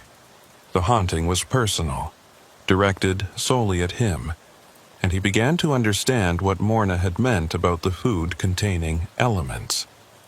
She'd said it made people compliant, willing to accept their fate. But maybe it did more than that. Maybe it created a connection, a link that allowed her to reach into his mind even after he'd escaped physically. Orson continued driving, because stopping meant giving up his career and acknowledging that he was experiencing a mental breakdown. He took the jobs, met the schedules, maintained his truck with meticulous care. On the outside, he was a normal driver dealing with the aftermath of a close call with hypothermia. But on the inside, he was haunted by questions that had no answers, and evidence that existed only in his perceptions. He avoided that stretch of highway between Whitehorse and Dawson, taking longer routes that added hours to his trips. But he knew it was only a matter of time before he'd have to go back. Before he'd see that sign again, promising shelter and warmth and food. 6 weeks after the incident, Orson received a call from an RCMP detective named Thora Keene. She was investigating a series of missing trucker cases across the Yukon and wanted to ask him some questions. They met at a coffee shop in Whitehorse, and Orson told her everything, expecting the same skepticism he'd encountered before. But Detective Keene listened with a different quality of attention. When he finished, she pulled out a folder containing photographs and documents. "You're not the first driver to report something like this," she said. "Over the past 20 years, We've had 17 missing persons cases involving truckers on remote Yukon routes. Most were written off as weather-related deaths, bodies never recovered. But 3 drivers survived and reported experiences similar to yours. A roadhouse that appeared in storms, welcoming owners, food that tasted wrong, disappearing evidence. Each survivor was evaluated for psychological issues and their accounts were dismissed. But the pattern is there if you know to look for it. Orson felt validation wash over him like physical warmth. He wasn't crazy, wasn't hallucinating. Other people had experienced the same thing. "What happens now?" he asked. Detective Keene closed the folder and looked at him seriously. "Officially, nothing. There's no evidence that would justify a full investigation. No bodies, no witnesses who can provide consistent testimony, no physical location to search. But unofficially, I'm building a case, documenting reports, looking for patterns, trying to figure out how this operation works. And I need survivors like you to help. Are you willing?" Orson agreed without hesitation. Over the following months, he became part of an informal network of drivers, law enforcement, and researchers trying to understand the phenomenon. They discovered that the roadhouse wasn't unique. Similar operations existed across Canada's remote north, in Alaska, in northern Russia. Always the same pattern. Appear during storms, offer shelter, trap victims, relocate before investigation. The operators moved with the seasons, following the harsh weather that created desperate drivers in need of help. They never caught Morna Quayle, if that was even her real name. Never found physical evidence of her operation, but they did start warning drivers, creating networks of communication, teaching people to recognize the signs of these predatory establishments. The missing persons cases dropped from 2 or 3 per year to 0, suggesting that awareness was the best defense. Whatever Morna was, criminal, something else, something that existed in the gaps between normal reality, she relied on victims who didn't know to be suspicious. Orson continued driving, but differently now. He carried extra supplies, never relied on finding shelter, always had backup plans. And he listened to his CB radio carefully, cataloging the strange transmissions, the voices that appeared during storms. Sometimes he heard Morna, frustrated about the lack of new inventory, complaining that drivers had become too cautious. Those transmissions gave him grim satisfaction. She was still out there, but she was hungry, starved of victims. Slowly being forced to shut down her operation or move to different hunting grounds. On the 1-year anniversary of his experience, Orson drove past the location where he believed the roadhouse had been. The road was clear, weather was perfect, and in the daylight he could see the landscape plainly. There was no access road, no sign, no indication that anything had ever been there. But as he passed mile marker 47, his CB crackled to life. "We're still here, Orson, still waiting, and eventually you'll stop being careful. You'll get caught in another storm, need shelter, and you'll see our sign. Because you're marked now. Part of our inventory whether we collected you or not. We'll see you again, maybe not this winter, maybe not next, but someday." It was Morna's voice, clear and certain, and then it was gone. Orson drove on, watching the road ahead, the white landscape stretching endlessly toward the horizon. The north was beautiful and deadly, and somewhere in its vast emptiness, Morna Quayle's roadhouse waited for its next victim. But not him. Never again him. He'd been marked, she was right about that. But the mark was a warning, a reminder to stay vigilant, to never trust apparent safety in the wilderness. The roadhouse was patient, could wait forever if necessary. But Orson could be patient too, and he would make sure that no other driver fell into her trap if he could help it. The highway stretched ahead, and behind him, lost in the distance, the hunting grounds of Morna Quayle remained empty.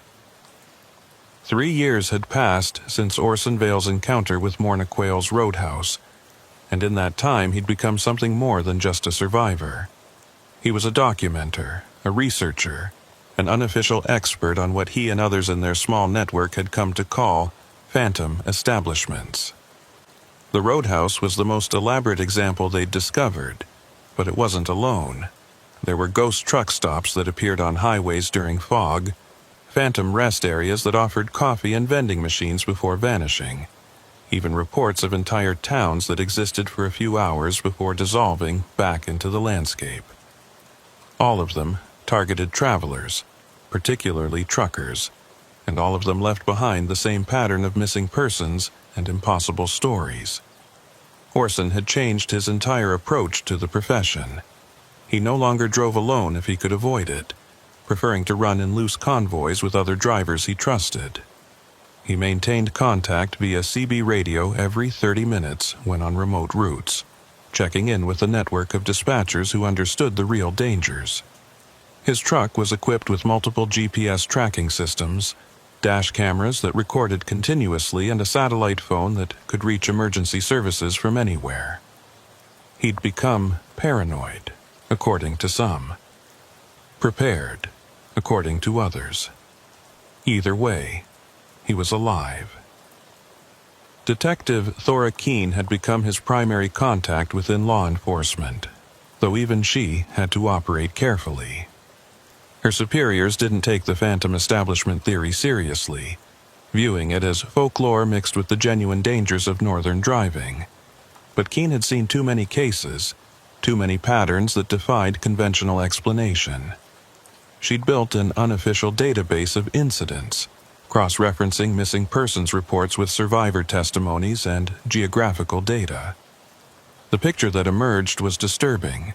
These operations had been running for decades, possibly centuries, adapting to each era while maintaining their core function of preying on vulnerable travelers. Winter came around again, bringing with it the familiar anxiety that now accompanied every storm forecast. Orson had learned to read weather patterns obsessively, planning routes that avoided the conditions most likely to spawn phantom establishments. Heavy snow combined with isolation seemed to be the key factors, creating circumstances where desperate drivers would accept any shelter without asking too many questions. But even with all his precautions, Orson knew that eventually his luck would run out. The North was too vast, storms too unpredictable, and human error too inevitable. Sooner or later, he'd find himself back in a situation where Morna's roadhouse, or something like it, would appear. The call came in early December, during a cold snap that had temperatures dropping to -40 across most of the Yukon. A mining operation north of Mayo needed emergency supplies, generator parts that couldn't wait for the scheduled convoy.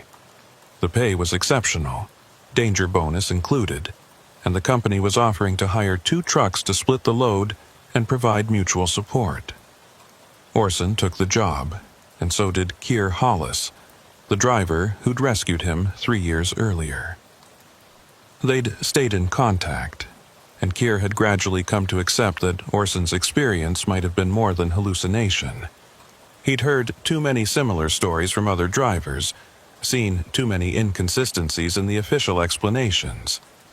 They left Whitehorse together, 2 trucks running in tandem, maintaining visual contact and constant radio communication. The highway was clear initially, but weather forecasts predicted a major system moving in from the west. They had maybe 6 hours to reach the mine, deliver the supplies, and get back to civilization before the storm hit. It was tight but manageable if everything went smoothly, which, as both drivers knew, was never a guarantee in the north. The first few hours passed without incident. They made good time, the roads were well maintained, and the temperatures stayed stable. They passed through Mayo, the last real town before the mining camp, and continued north on increasingly rough roads.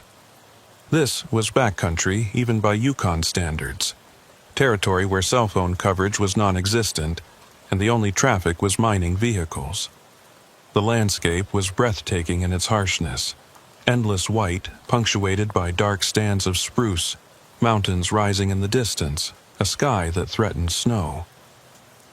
They were about 40 miles from the mining camp when Kier's voice crackled over the CB. "Orson, you seeing this?"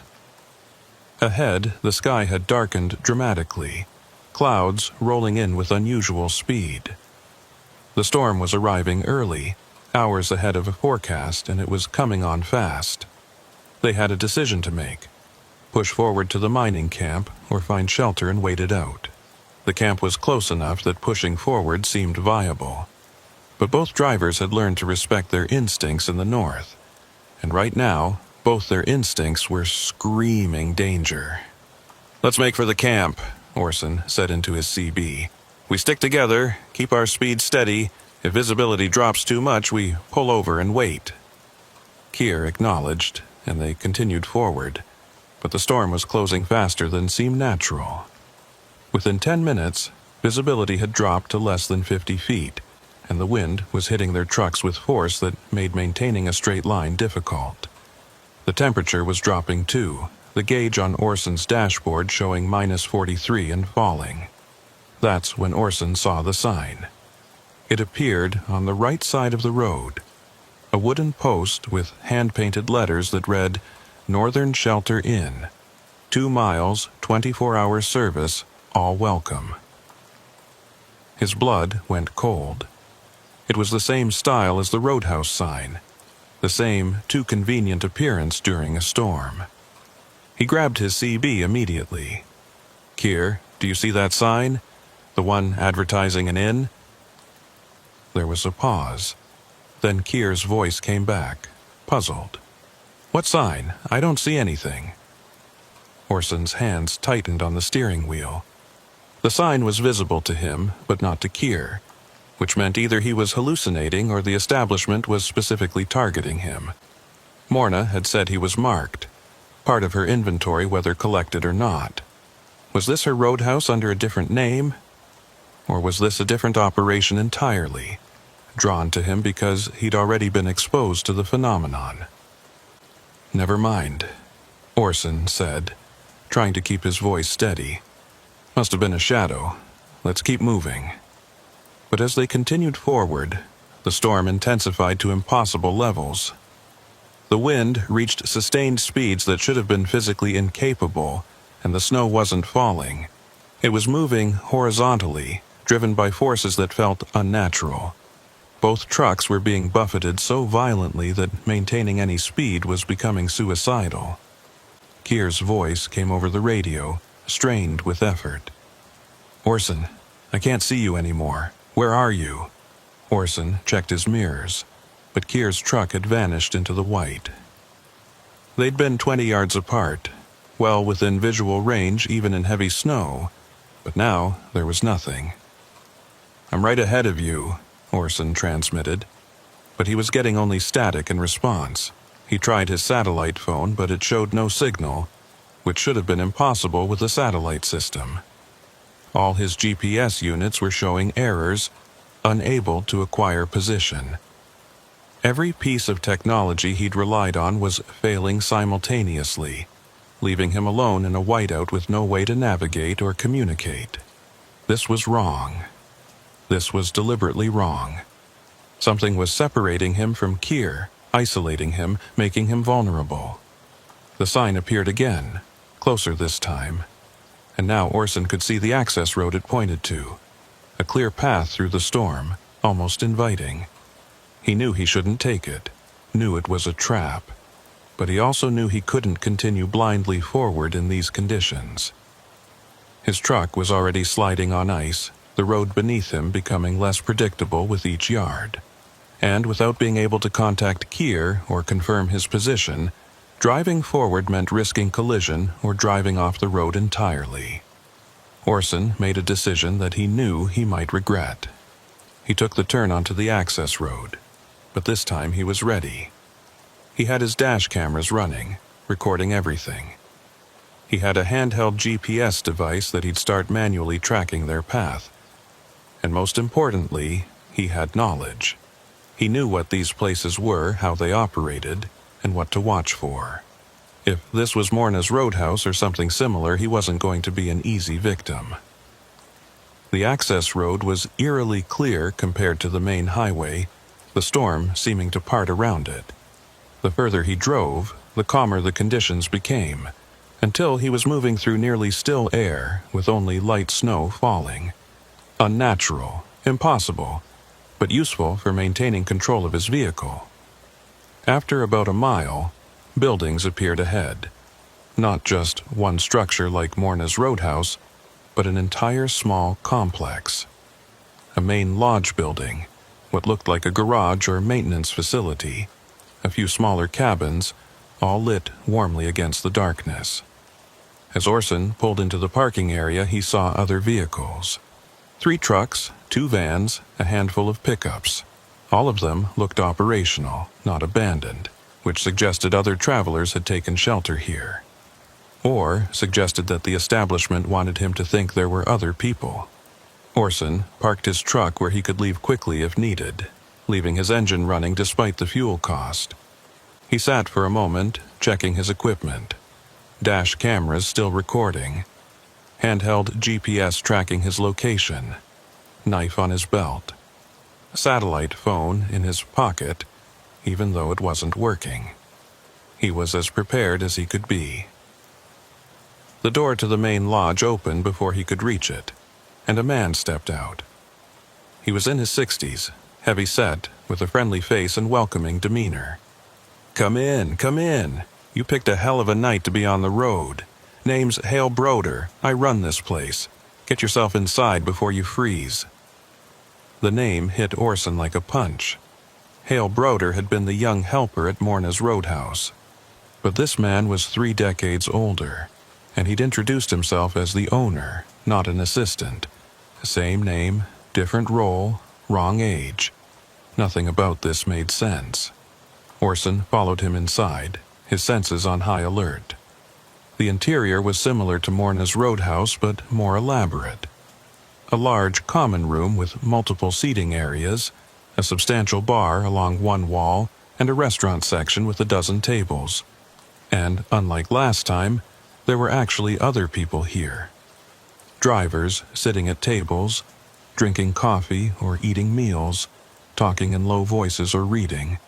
They looked real, solid, not like the flickering projections he'd half suspected they might be.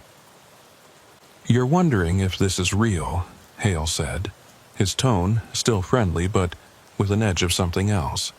"If we're real. If you're safe here or walking into another trap. Smart questions. You're the driver who escaped from Morna 3 years ago, aren't you?" "Orson Vale. We've been expecting you."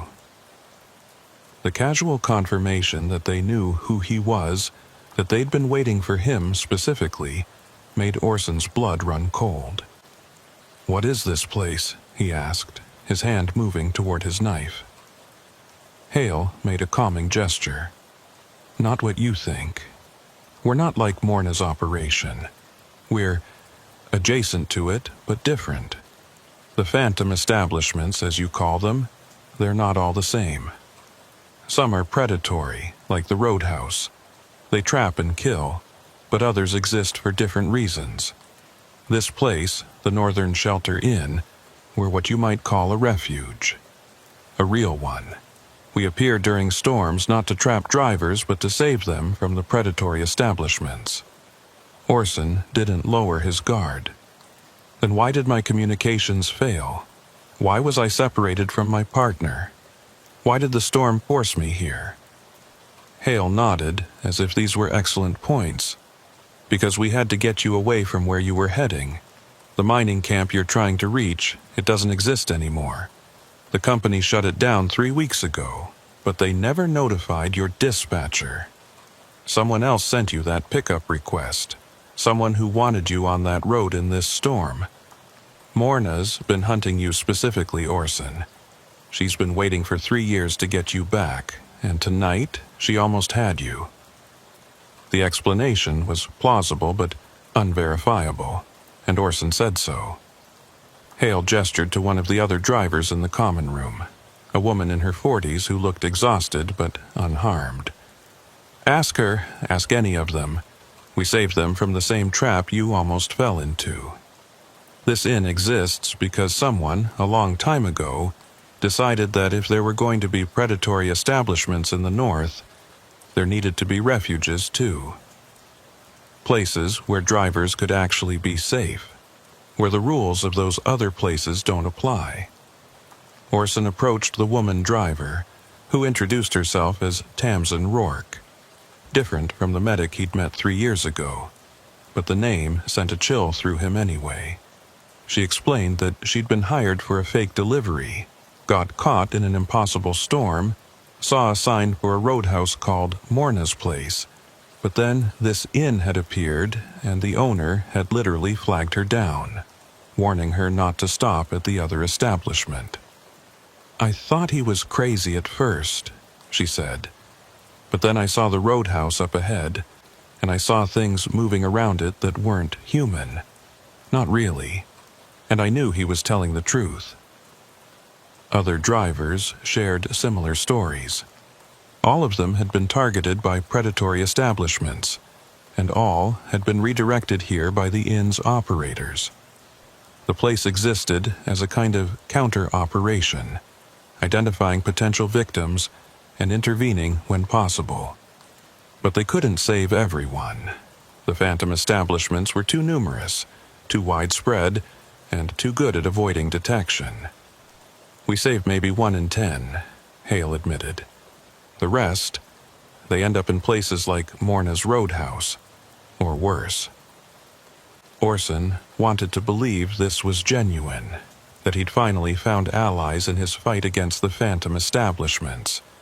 But trust was hard after everything he'd experienced. How do I know this isn't just another trap, a more elaborate one? Hale's expression turned somber. You don't, you can't. That's the hell of what we're all living in, the inability to trust your own perceptions. But I can tell you this. In the morning, when the storm clears, you can leave. We won't stop you. We'll even help you find your partner Keir, who right now is sheltering in his truck about 5 miles back, completely safe but unable to move forward. And when you leave, you'll find that the mining camp really is shut down, just like I said. The promise that he could leave was reassuring, but Orson remained wary. He spent the evening in the common room, talking to other drivers, comparing stories, looking for inconsistencies that would reveal this as another trap. But everyone's accounts matched, their details consistent, their fear genuine. These were real people who'd really been saved from something terrible. Or they were a very convincing simulation designed to make him lower his guard. Late that night, unable to sleep despite exhaustion, Orson found Hale sitting alone at the bar. The older man was going through paperwork, real paperwork, ledgers and receipts and supply orders. Can't sleep either? Hale asked, pouring 2 cups of coffee from a pot that was probably 6 hours old. Orson accepted one and sat down. Tell me the truth. What are these places really? The roadhouses, the inns, all of it. What are we dealing with? Hale was quiet for a long moment, weighing how much to reveal. The north is thin, he finally said. The barriers between what's real and what's other, they're thinner up here. Has been for as long as humans have been traveling these routes. Native peoples knew about it, had rules and protections. But when outsiders came, building highways and industrial operations, they didn't respect those boundaries. And things slipped through. Or maybe they were always here, and we just gave them new shapes to wear, new ways to hunt. He took a sip of his coffee before continuing. The predatory establishments like Morna's Place, I don't know how to explain it properly. They're not just criminals with unusual methods. They're something older, something that learned to mimic human hospitality to lure in prey. They take the form of roadhouses and truck stops because that's what travelers expect to find, what they're desperate to find. And the more people they consume, the stronger they become, and the more real they get. And places like this inn? Orson asked. Hale smiled sadly. We're the same thing, but with different intentions. Someone who knew about the predatory establishments decided to create a counter. A place that looks like what travelers need, but actually is what they need. We exist in the same strange space between real and unreal. The difference is what we do with that existence. We save instead of consuming. The explanation raised more questions than it answered, but Orson found himself believing it. Not because it made sense rationally, but because it matched his experiences over the past 3 years. The North was strange in ways that couldn't be explained by normal logic. Accepting that strangeness, learning to navigate it, was the only way to survive up here. So, what do I do? Orson asked. How do I protect myself and other drivers from the predatory places? Hale's answer was simple and frustrating. You stay aware, you trust your instincts. You never accept help that seems too convenient, and you never stop questioning what you see. The phantom establishments rely on desperation and gratitude to lower people's defenses. If you can maintain skepticism even when you're freezing to death, you have a chance. And you spread the word to other drivers. Build networks of knowledge. The more people who know these places exist, the weaker they become. They talked through the night. Hale sharing what he knew about different types of phantom establishments and their patterns. There were the predatory ones like Morna's Roadhouse, which trapped and killed. There were parasitic ones that didn't kill but weakened travelers, feeding on their vitality without quite consuming them entirely. There were even neutral ones that existed without clear purpose, liminal spaces that travelers could pass through safely if they didn't linger too long. The geography of the strange was more complex than Orson had imagined. Dawn came gradually, the storm outside beginning to abate. Hale kept his promise. As the light increased, he offered to help Orson locate Kier and continue their journey, but he also gave a warning. Morna knows you're here now. She knows we intercepted you. She'll be angry, and she'll be more determined to collect you. The marked never fully escape. You're always on her inventory list, always a target. You need to be even more careful from now on. Orson prepared to leave, checking his truck and equipment. Everything was as he'd left it, nothing stolen or tampered with.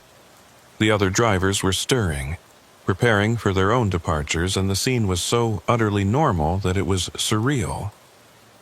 As he climbed into his cab, Hale approached one last time.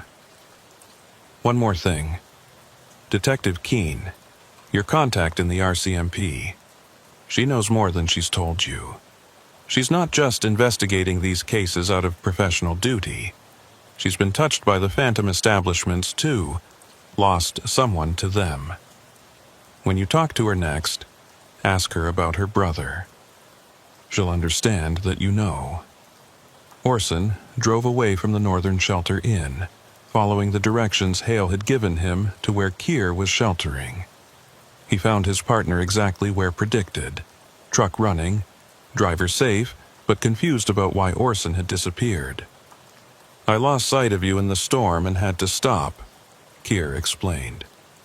Figured you'd either pushed through to the mine or found somewhere to wait it out. Where were you? Orson told him everything. The inn, Hale's explanations, the warning about Morna. Kier listened with the same skeptical attention he'd shown 3 years ago, but this time his skepticism was tempered with belief. He'd spent 3 years hearing stories from other drivers, had seen too many patterns to completely dismiss the phantom establishment theory. So, what now? He asked when Orson finished. Now we verify, Orson said. We drive to that mining camp and see if it really is shut down. If Hale was telling the truth about that, then maybe he was telling the truth about everything else. They continued north together. the storm having passed entirely, leaving clear skies and brutal cold. The mining camp appeared ahead, and they could see from a distance that it was indeed abandoned. The gates were locked, equipment stood idle, and a notice posted at the entrance confirmed that operations had ceased 3 weeks earlier due to mechanical failures and would not resume until spring. Keir swore quietly. Someone sent us up here knowing the camp was closed, knowing we'd be stranded in a storm with nowhere to go. Orson nodded, and knowing that I'd be desperate enough to take shelter at the first place that appeared.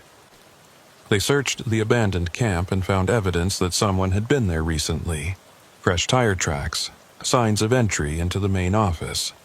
Someone had staged this whole scenario, using real company paperwork and legitimate-looking communications to create a trap. They reported everything to Detective Keene, who arrived with a forensics team 2 days later. The evidence was thorough: forged documents, hacked communication systems, a sophisticated operation designed to lure specific drivers into dangerous situations. But the people behind it remained ghosts. No fingerprints, no DNA, no digital trails that led anywhere useful. "It's like they don't exist," Keene said in frustration. "Or they exist in a way that doesn't leave evidence our systems can detect." Orson asked her about her brother, watching her expression carefully. Keene's face went still, then she nodded slowly. "How did you know about that?"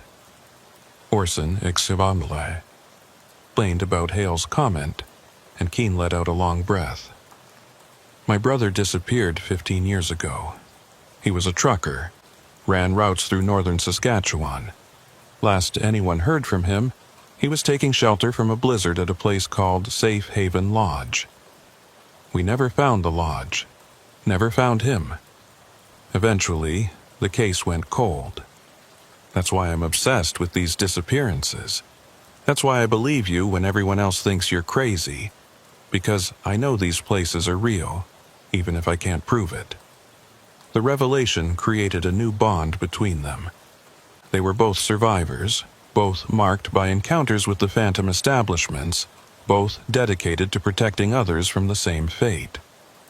Over the following months, they expanded their network, recruiting more law enforcement and drivers who understood the threat.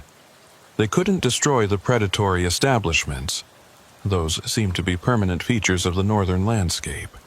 But they could reduce their victim count through education and awareness. Orson continued driving, but he was different now.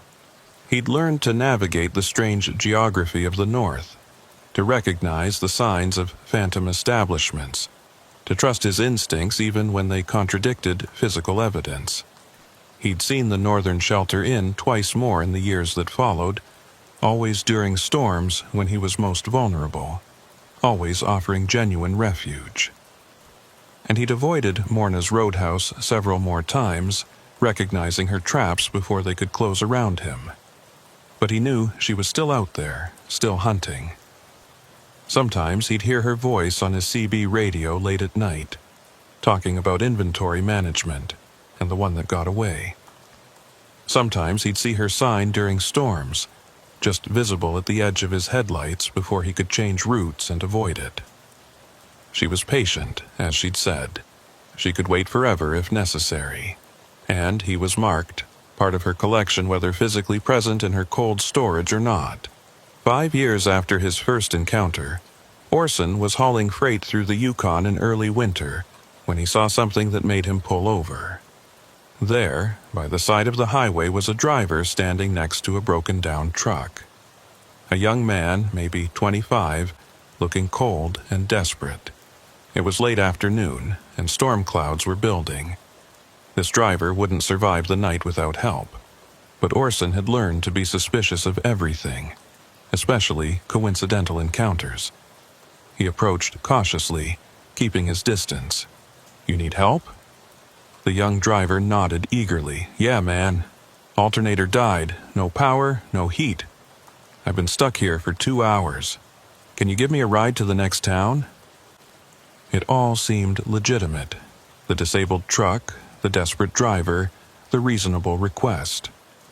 But Orson had learned that the phantom establishments could create elaborate scenarios. This could be genuine, or it could be Morna wearing a new face, using a new trap. Orson made a decision. I can't give you a ride, company policy, insurance reasons, but I can call for help, stay with you until it arrives, and make sure you're safe. He called Keene, gave their position, and requested emergency services. While they waited, he talked to the young driver, asking questions, looking for inconsistencies. The man's story checked out. His name was in the trucking company database. His route was legitimate. His breakdown was explainable. He seemed real. But as the sun set and the storm moved in, Orson saw lights in the distance. A building that hadn't been there before, windows glowing warmly.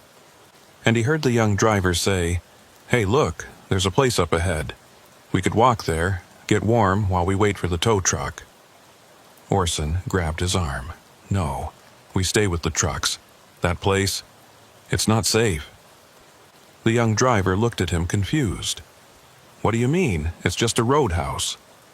Orson spent the next hour explaining about phantom establishments while they waited in his cab, the heater running, the storm raging outside. The young driver thought he was crazy at first, but as Orson shared more stories, showed him the documentation from Keene's investigation, and pointed out the subtle wrongness of that building in the distance, doubt crept into the young man's expression. "So we just ignore it, even though we could freeze?" Orson nodded. "We ignore it, because freezing is better than what happens if we go in there." The tow truck arrived 2 hours later, and the young driver was safe.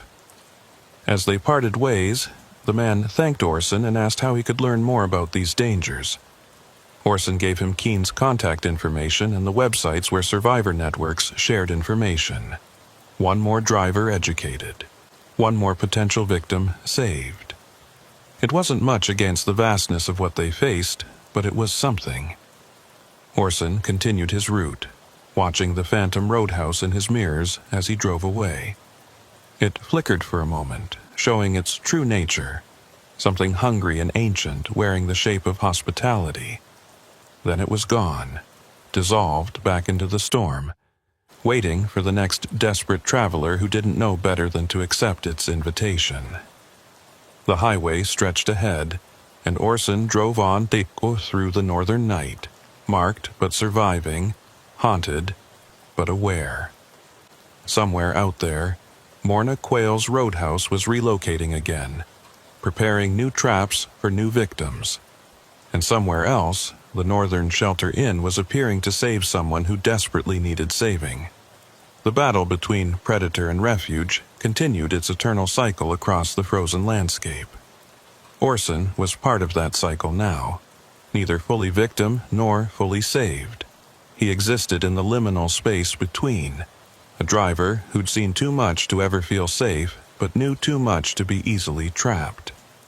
The North had marked him, had shown him its hidden face, and he would spend the rest of his driving career navigating its strange geography. The CB radio crackled with Morna's voice one last time. "We're patient, Orson. So very patient. And winter comes around every year. We'll see you again." Orson didn't respond. He just drove on, watching for signs that appeared too conveniently, for buildings that promised shelter without earning trust, for the subtle wrongness that indicated he was approaching something that existed in the spaces between real and not real. The highway was long, and the winter was longer still, and somewhere in the white, Morna's roadhouse waited.